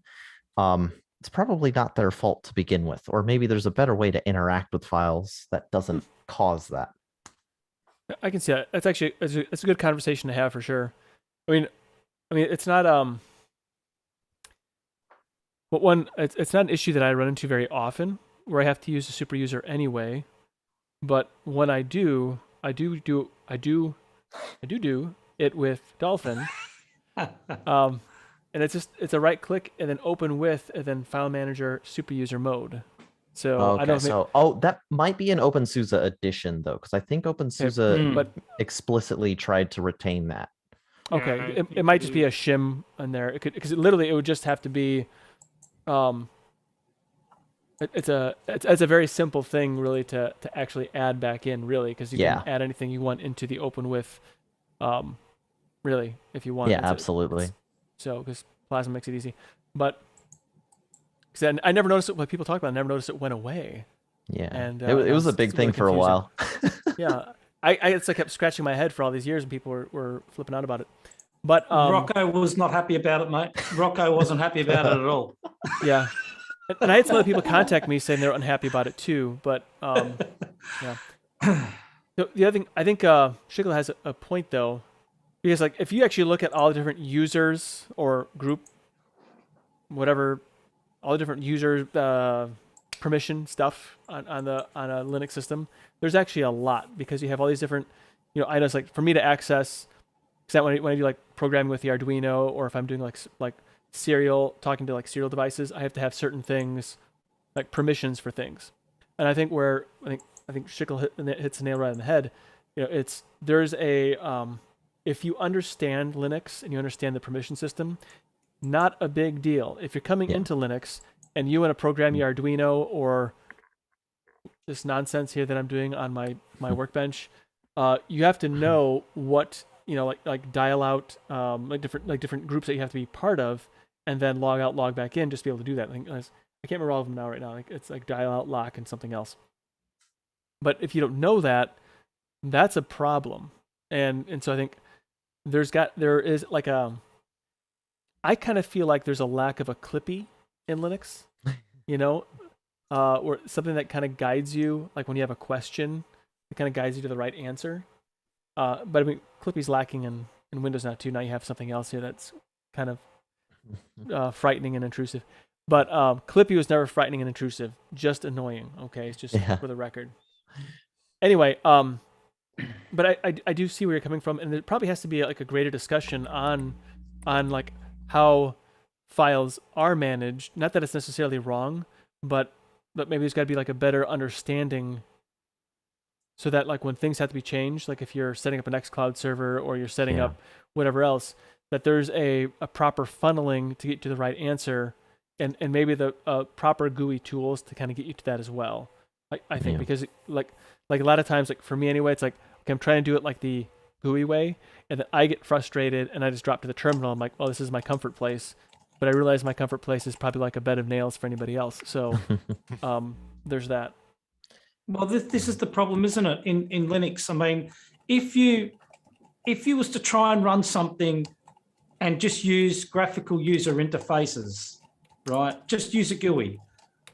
I guarantee you, at some point, you will probably need to use the terminal, right? Mm-hmm. I've had some distros where you go in, when I use distros, I try to use them as just a normal user.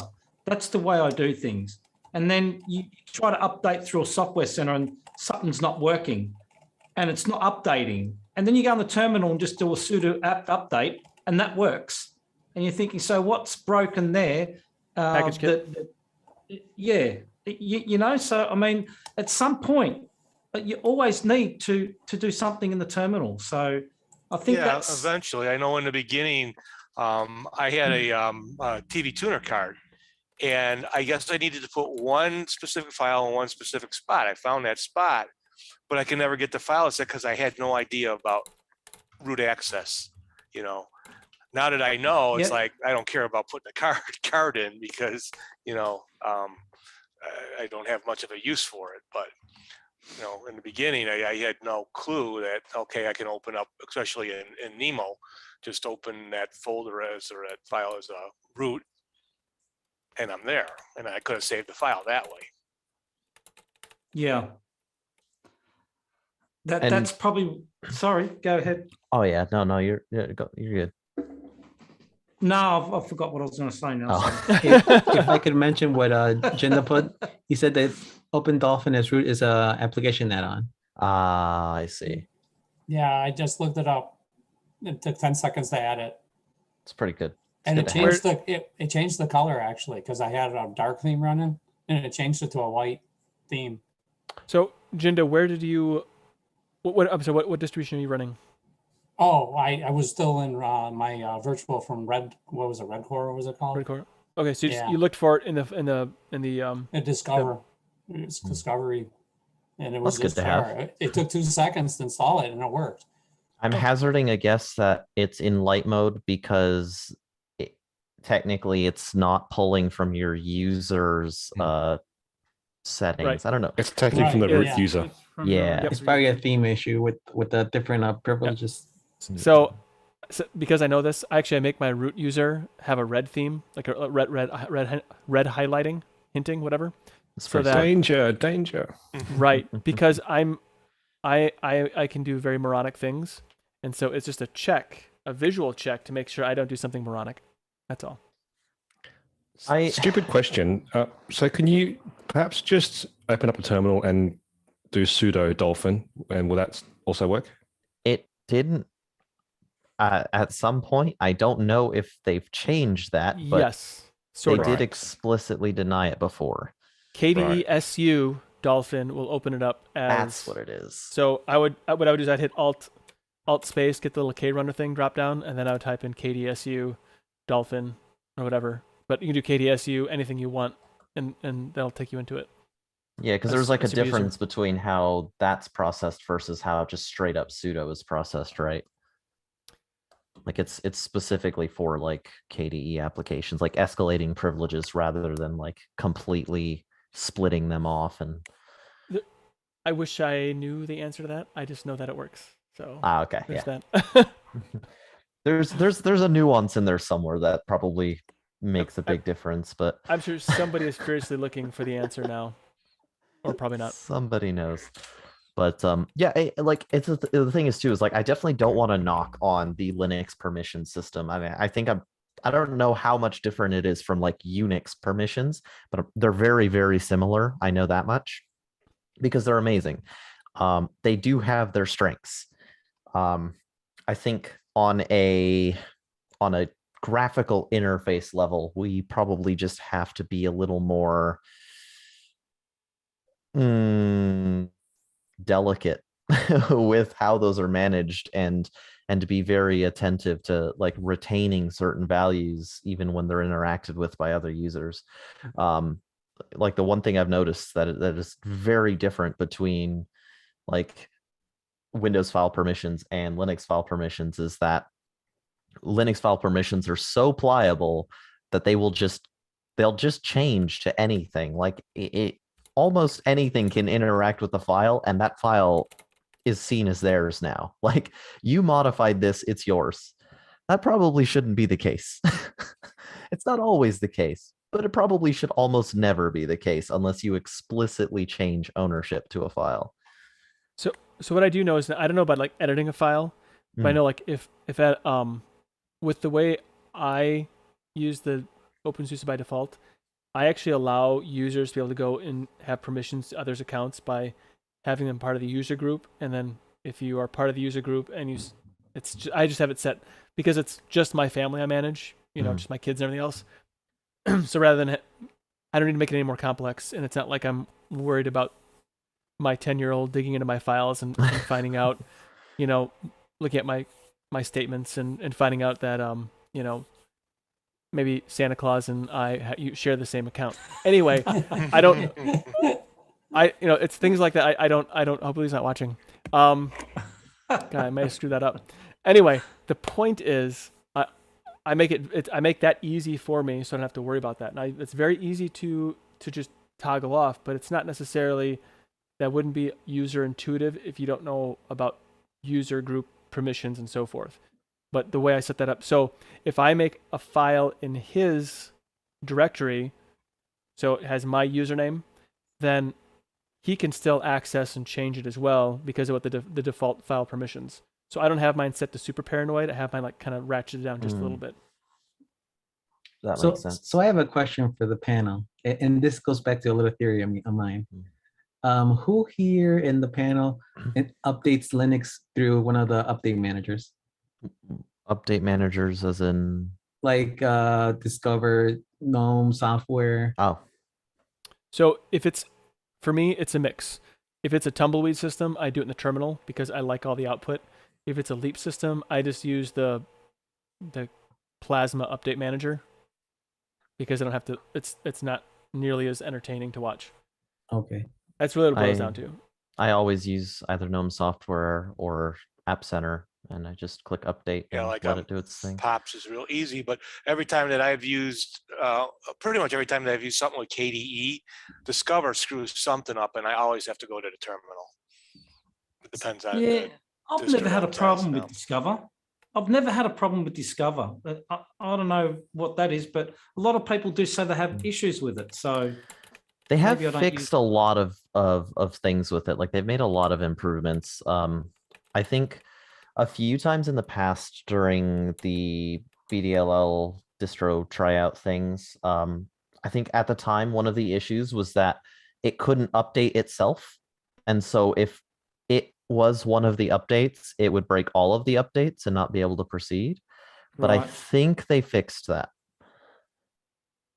So going back to what I said, I think some of these issues that we have in Linux is because people gravitate through more advanced means. And if a lot of people update through the terminal, you're not going to see the glaring flaws in updating through GUIs and other things like that. If you start using the terminal a lot of the GUI goes away and you start missing all these things. And if everybody does it, I mean, it doesn't really help the ecosystem in that way to advance the GUI. Very true. Yep. Well said, Aris. It's a good point.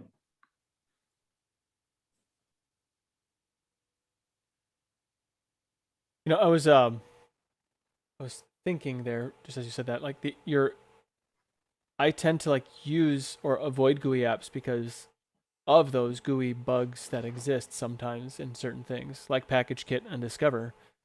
But I feel like a lot of those applications are so close to being like really good. Like Discover could be really good, especially like I was playing on Kubuntu for last week, the Snap integration in backend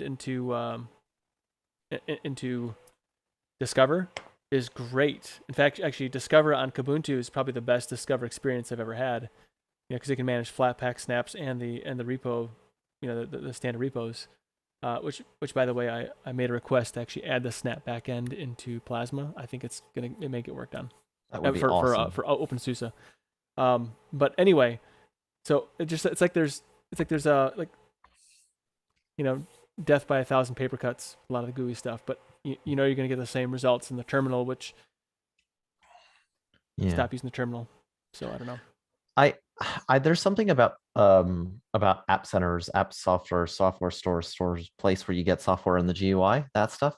Where the methods between distributions in not only authenticating the installation of removal of software, but also changing that based on what type of software and where it's from is really interesting. So like seeing the different methods in elementary OS, for example, like as a user, and if I want to install a Flatpak, I just click install and it installs.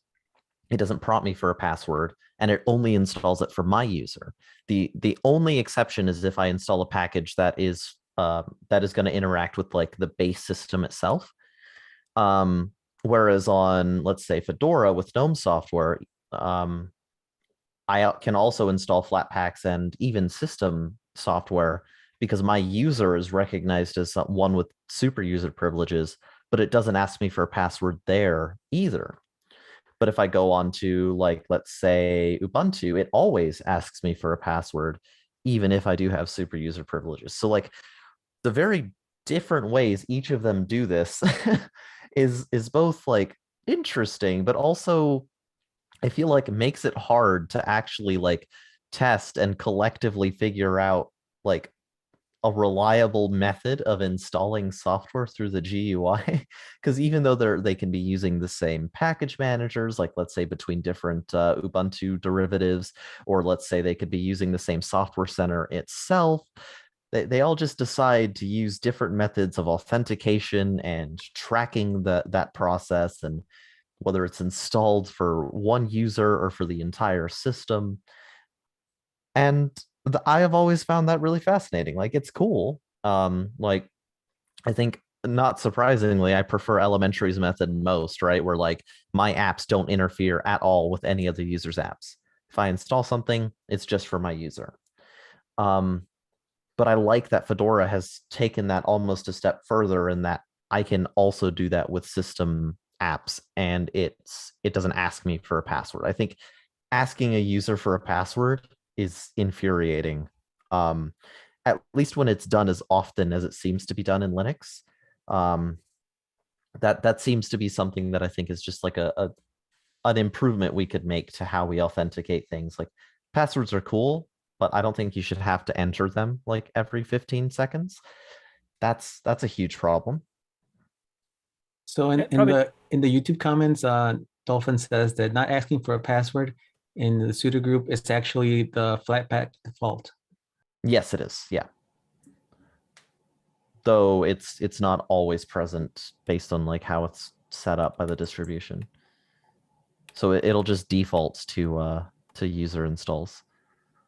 Yeah, I know that a problem with OpenSUSE is they don't have the user automatically part of the Flatpak group, so you have to do that manually later. And I think just having like a little, be nice to have like as a little tick box someplace, rather than have to go through the process of, users and group management, then hunting down where the Flatpak group is, would be nice. So I noticed, the what you're saying, Shiko, like some distributions are required to do updates. You have to punch in a password. Yeah. And I don't like that really. But I guess I kind of get it maybe for like a rolling distribution, because you want to make sure you're ready to roll properly. You know what I mean? Yeah. Like you can actually go. So I don't know. Maybe I'm wrong on that. But so one of the things you'll notice is if you use Debian, and you try to access a different partition or a different hard drive, it will ask you for a password. Ubuntu doesn't do that when you try to access a different partition or a hard drive. And this actually plays into, I don't know if people saw that news about a like syskey for Linux that was going around. So if that would protect your other partition in case that were to happen, because they wouldn't have root access.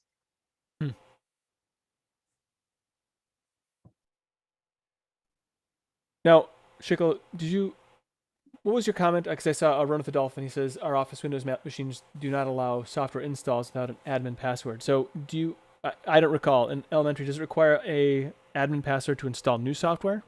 Because it seems like you still want that. Nope. Okay. But the thing is that it defaults to installing by user. So if I install a piece of software in App Center, it's not installing for the system. It's installing for me as a user.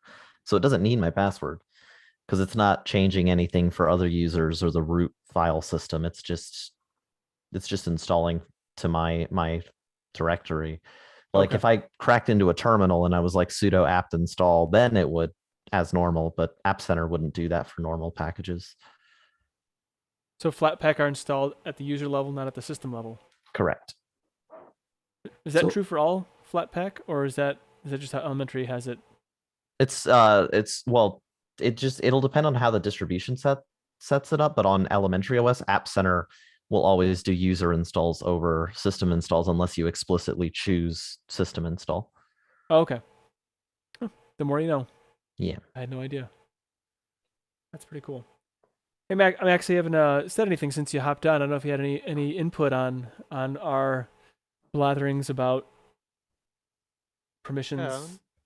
I was trying to figure out how I was getting the workaround for the Dolphin root. I think I had an AUR package from way back when that solved that. But yeah, some of the stuff's way over my head, but I'm interested in hearing about the way elementary segments that stuff off with App Center.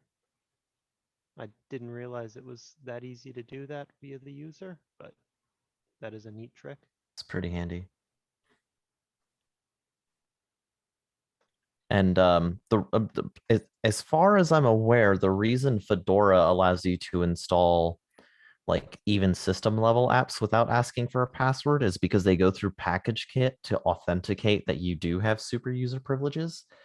Like it's kind of like how if I typed a command into the terminal on Fedora and it wasn't present, it would just be like, hey, this is an install. Do you want to install it? I would just like click yes and press enter, and it would install it without even asking me for a password. And that's just because PackageKit can do that. Not everyone has that configured, and PackageKit can be a bit of a pain. So I could understand why not everybody has that configured either. But yeah, it's very interesting, the different ways of doing this and different methods of approaching it. Like authentication's important, but I think also not annoying the user is probably very important. It's a hard balance. Yeah, it is a balance. The convenience and the security are it's like a tightrope you have to walk. Yeah.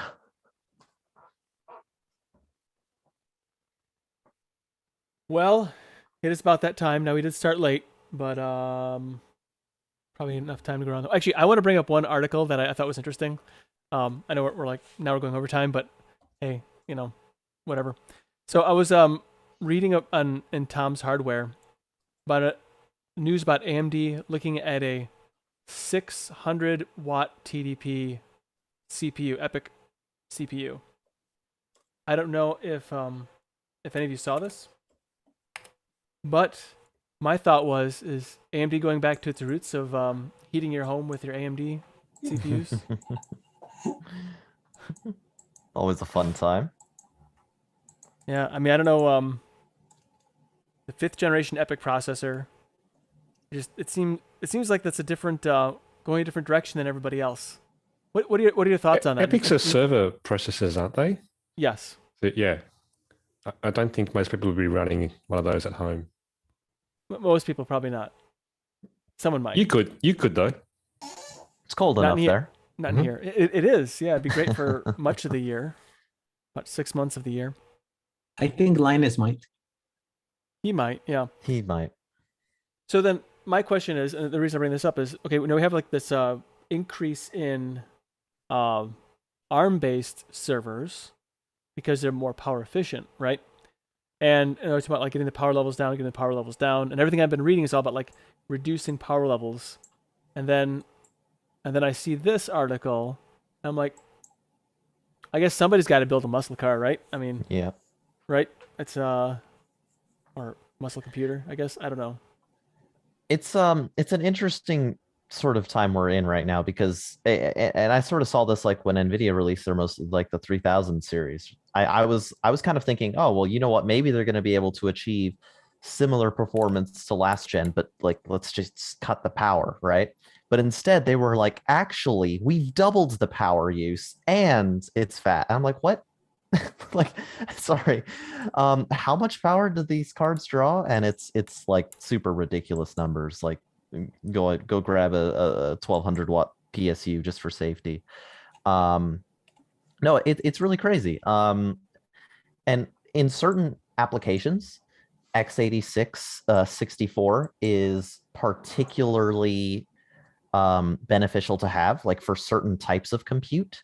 And so just abandoning power efficiency and just going all out, like, let's just do this as fast as possible and have as many cores doing it as possible. Like, there are cases where that is beneficial in certain servers, but most of them, especially as we see improved ARM availability and also like just people designing software that can be run on ARM, we're gonna probably see most of that move to highly parallelized ARM servers, which are much more efficient and you can just do a lot more things at once.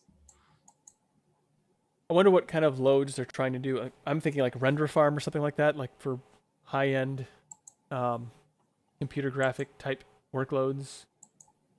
But Could be pretty I good don't at know. that. Yeah. Well, I just thought it was interesting, and I just want to share that with the class and get some feedback on that. One thing before we go on that. Uh-huh. The idea of running ARM servers sounds really appealing from a, like an environmental perspective, economic perspective, whatnot. However, to achieve, at least currently, to achieve like equivalent power that you would get in an Intel or AMD system, you had mentioned, the idea of running parallelized server blades and such, like that reduces the compute density, which reduces the amount of compute per server you can have in a data center. Yeah. And so you see the idea of like say an Intel CPU in a server might be anywhere between 65 to 100 watts of power at most per CPU. We're assuming you're going full bore. And an ARM processor equivalent would be somewhere around the 15 to 20 watt range, right? So if you were to parallelize many ARM CPUs to basically replace the density of the Intel CPU, you may come very close to the actual power requirements of the original x86 CPU, whereas you're requiring too many ARMs. accomplish the Now same that amount of of work. course that's of course assuming the sort of legacy way that software is built, legacy way schedulers work, things like that. I think things like Alder Lake and whatnot are much more appealing to data centers than a lot of ARM servers are. Yes, especially as like because the current model is very much unchanged, from like nobody's all like, well, let's just completely run our data center on ARM because like it's just not going to be effective. Like even if you could do it, like nothing's really going to be rewritten on that level. And when you see the actual like performance of the high performance ARM based things like we see in really powerful smartphones or the Apple Silicon, for example, a lot of what makes those powerful is actually very dedicated ASIC hardware that's on the chips themselves. Acceleration blocks for neural computing, using the GPU for things instead of the CPU. Yeah. Like the CPU in an M1 is a very small part of the whole thing, and most of the interesting things and very compute heavy things you would need to do are done by dedicated hardware rather than the general purpose CPU. So saying that just replacing an x86 CPU with an ARM chip is kind of not really that useful until the ARM chip is then built with explicit, dedicated, various compute blocks for things. That's why Nvidia, for example, is so big in the data center as well, because their GPUs, while big and power hungry on their own, can produce a lot more compute than a CPU, for example. And so, do we think of the same idea of like, well, why don't we replace all our Intel processors with Nvidia GPUs? Well, it doesn't work No. that way, right? It's not the same kind of pipeline. ARM CPUs don't have the same memory bandwidth like that Intel currently, at least. They're very different architectures and very different applications. And just to say, oh, well, we can save a ton of energy and power and cooling for switching over to this is missing a lot of what makes x86 very great, namely the compute density. But anyway, 2 cents. Enjoy. No, you're absolutely right. This is a while ago, and when the Ryzen was kind of picking up steam and everyone was excited about it, that the power per work accomplished in the Performance Ryzen per watt, yeah, whatever, it was actually better in the Ryzen than it was in the ARM at the time, as far as how much you could accomplish with the same amount of power, assuming all things being equal, I guess. So. And I think that still is largely the case, especially with AMD's EPIC CPUs and such, because you can get that compute density that x86 allows for, where you don't get that with ARM, for example. A very big part of it too is specific workload, right? Like, and the reason why x86 is not going to go anywhere for a very long time is because x86 is very one, it's targeted by literally everything. Like almost everything is using it, right? So it's written for it. The way that data is structured, it handles it exceptionally well. But the other thing is too, and it's like you mentioned earlier, Adam, is with those specific cores that do specific tasks, like a generic ARM CPU, it's going to be very good at very specific types of workloads, and it's going to absolutely smash in terms of efficiency at those particular workloads. But if you throw like the same workload that you would run on like a render farm, on like a CPU based render farm, which it's a little bit of a waste, but let's just assume, and you throw it at just an ARM chip, like even an incredibly powerful one, it's not going to do too hot until the actual dedicated cores for handling certain operations are not only there, but utilized by that software as well. And that data makes sense for it. So you kind of have to have all of the pieces come together for it to be useful. Yeah, correct. I mean, it's in the name, like the reduced instruction set means that things have to be very specifically tailored for that chip, whereas the complex instruction sets of x86 allow for a much wider variety of things to run well on that chip, even if it is power hungry, even if it is a much larger physical die, even if there are downsides, there are also lots of advantages to sticking with x86. Right. That's cool. I like these discussions because a lot of it's over my head. And with that, let's go around the room here and final thoughts, and then see you next week. So Jinda, last word. Well, thank you everybody, and I'll see you guys next week. And once again, I learned something, so that's all that matters. Excellent. Thanks for being here, Shickle.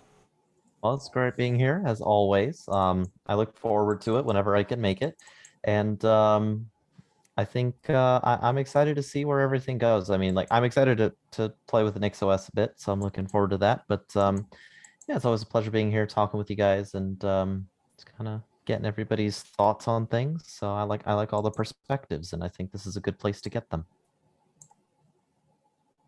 Well, thanks for being here again. I always learn something when you're here, and I hope things are going well at System 76 for you. We have a pair of socks from them, so it can't be going bad. Colin, last word. Yeah, thanks, Nate, for putting this on. It's always good. Some really good discussions tonight. So probably a lot different across the board discussions tonight than usual. So looking forward to trying NixOS. Should be interesting. I was just noticing that they have a virtual box, an individual virtual box one that you can also download, which is a KDE Plasma version, just for those who are trying VirtualBox. I don't know if you can install a normal ISO on VirtualBox. I would have to think because it's on offer, you cannot. I'm not sure. But anyway, that's just food for thought. Have a good week, everyone. Take care, and shall see you next week. Well, thanks for being here, Colin, once again. I don't know, and it's like Pleasure. morning for you in the future, October 31st for you. Yep. And I'm hungry. All right. And you're hungry. So better get your whatever meal is coming up next. Eris, last word. Thank you very much for the show. Thank you, everybody, for everything that's said. I want to give a special shout out to Nate and Bash for starting a bit of bootleg. They started this whole thing. Yeah, you have to actually credit Vash mostly for that because he's the one that put a boot in my rear. So it's actually mostly Vash. But thanks again for being here, Eris. Appreciate all the notes and everything else that you contributed, throughout the week for this as well. Adam, last word. Thanks for doing this for us, Nate, and everybody else, Eris, Vash, everybody, except for Vince, I guess. But it's just nice to, be here with a bunch of nerds, even though, I often bring up stuff that's way too technical for anyone to even not sleep during. So anyway, you guys take it easy and have a good day. Well, thanks for being here. I really appreciate the stuff you bring up because one, it's helpful. Two, a lot of times it because of your experience, it cuts through a lot of the noise that's out there and opinions. Granted, it's your opinion too, but because I know that you're an expert in your field, that it adds some some credibility to it and whatnot. So anyway, thanks for being here. Vince, I've missed you. It's been weeks. Me too. Well, up until what Adam just said, I was about to say, I really appreciate the opportunity to connect with you guys because, this is fun. I love it. And thank you so much, Nate, and Aris and Vash for poking you as well to get on with it. Yep. And also Eric, I know he's around. Yep. Somewhere, somehow. Got a question really quickly. Are your Sure. clocks changing? Because we need to know. Well, some of us need to know. Do your clocks change for... So I'll let you know when my computer lets me know. Oh, next Right. week. Next On the weekend. 7th. Yeah. I will say Next weekend. I found a trick to figuring out local time is when on YouTube where it shows the upcoming stream, it'll adjust for local time, and that's how I figure it out now. Oh, yep, I noticed that as well. But someone has to actually post the little thing that says it's coming up first, right? True. I'm constantly searching time in wherever. It makes sense. I do that as well because a lot of stuff in Europe that I like to pay attention to, and so there's that. And then you have the West Coast things to pay attention to there as well, and so I forget like, oh, they're not even up yet, or oh, they're already in sleep, whatever. So, time zones, they're funny things. Yeah. Well, Vince and I were two hours apart. We're now 3. Oh, okay. Right. But aren't you like all in the same crazy country? No, because we don't do daylight savings. The East Coast does. The West Coast doesn't. Go figure. Hot dog. I didn't know that. Kind of like Arizona doesn't do it, and then the other states do around them.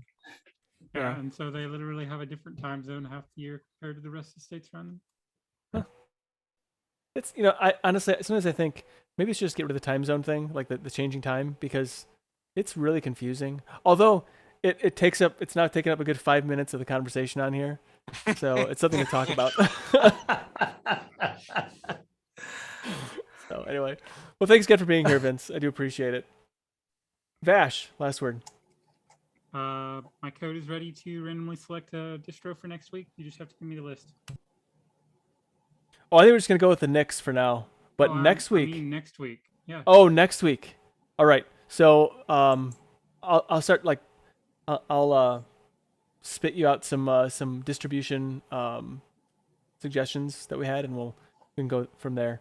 But I'm a benevolent dictator, so whatever people want, you know, I'm all about what people want. So, but thanks again for being here. Thanks for the stuff you contributed. Maybe next week we can talk about your Obsidian logsec journey as it's been going. So we'll see how that goes if you're able to join us next week. All right, Steve. Hey. You said so much this week. I think everything you said was kind of snarky. Who, me? Never. Yeah. Thanks for, as always, Nate, for doing this. Really appreciate it. It's a good time Saturday night. Appreciate it. So hopefully everybody will be up in 8 hours, 9 hours to Something like that. Watch the stream and have some fun, and everybody enjoy Halloween. Oh yeah, I forgot about that. Yeah, I got to carve a pumpkin yet. Is it today? Well, I don't know. No, well, it's tomorrow. But Oh wow. Yeah. Or today, tomorrow. 31st, isn't it? Yep. Yeah. That's today. Yeah, it's today for them. Yeah, that's today. But you're in the future, so it doesn't that whole time zone thing again. So do you guys trick or treat in Australia? No, because they have like crazy animals there that like have scorpions end up in your candy. No, we do, but I just always forget that it's Halloween, so I'm sorry, I've got nothing. It's interesting how many things are poisonous in Australia, even koalas. We have trash pandas no. here. You have what? Trash pandas? Trash pandas. What? They live in the bin? Raccoons. Yeah, raccoons. All right. I thought you were talking about McGee for a second. Oh. No, I would never call your cat a trash panda. All right. Well, thank you, Steve, for being here. I'll try and catch you tomorrow morning. It's always busy in the morning, but I usually have you on even if I'm not engaging too much. So I'll definitely see you for a while. Max, last word. Yeah. Thanks for hosting, and thanks everyone for coming out. Haven't been getting too much time to dedicate to Linux lately, so it's nice to have this every weekend to, get a foot back in this world. Yeah, totally makes sense. And I'm glad you could be here and, get your Linux on, I guess. All right. Well, I'd like to thank everybody for joining, not only here in the Zoom, but also the YouTube, Rocco for starting Biddle community. Eric, once again, I'd like to thank everyone who was involved in making any Linux and open source tools possible for us. I'd like to thank Redcore Linux for, I can't remember how to pronounce his name already, so I apologize. The dev from Redcore Linux for being here, for, fielding questions about his distribution and sharing his passion with us. And I'd like to thank everyone who's been involved to help us enjoy our technology, because Linux truly puts personal back into personal computers. So until next time, see yous. Bye. Bye. See ya.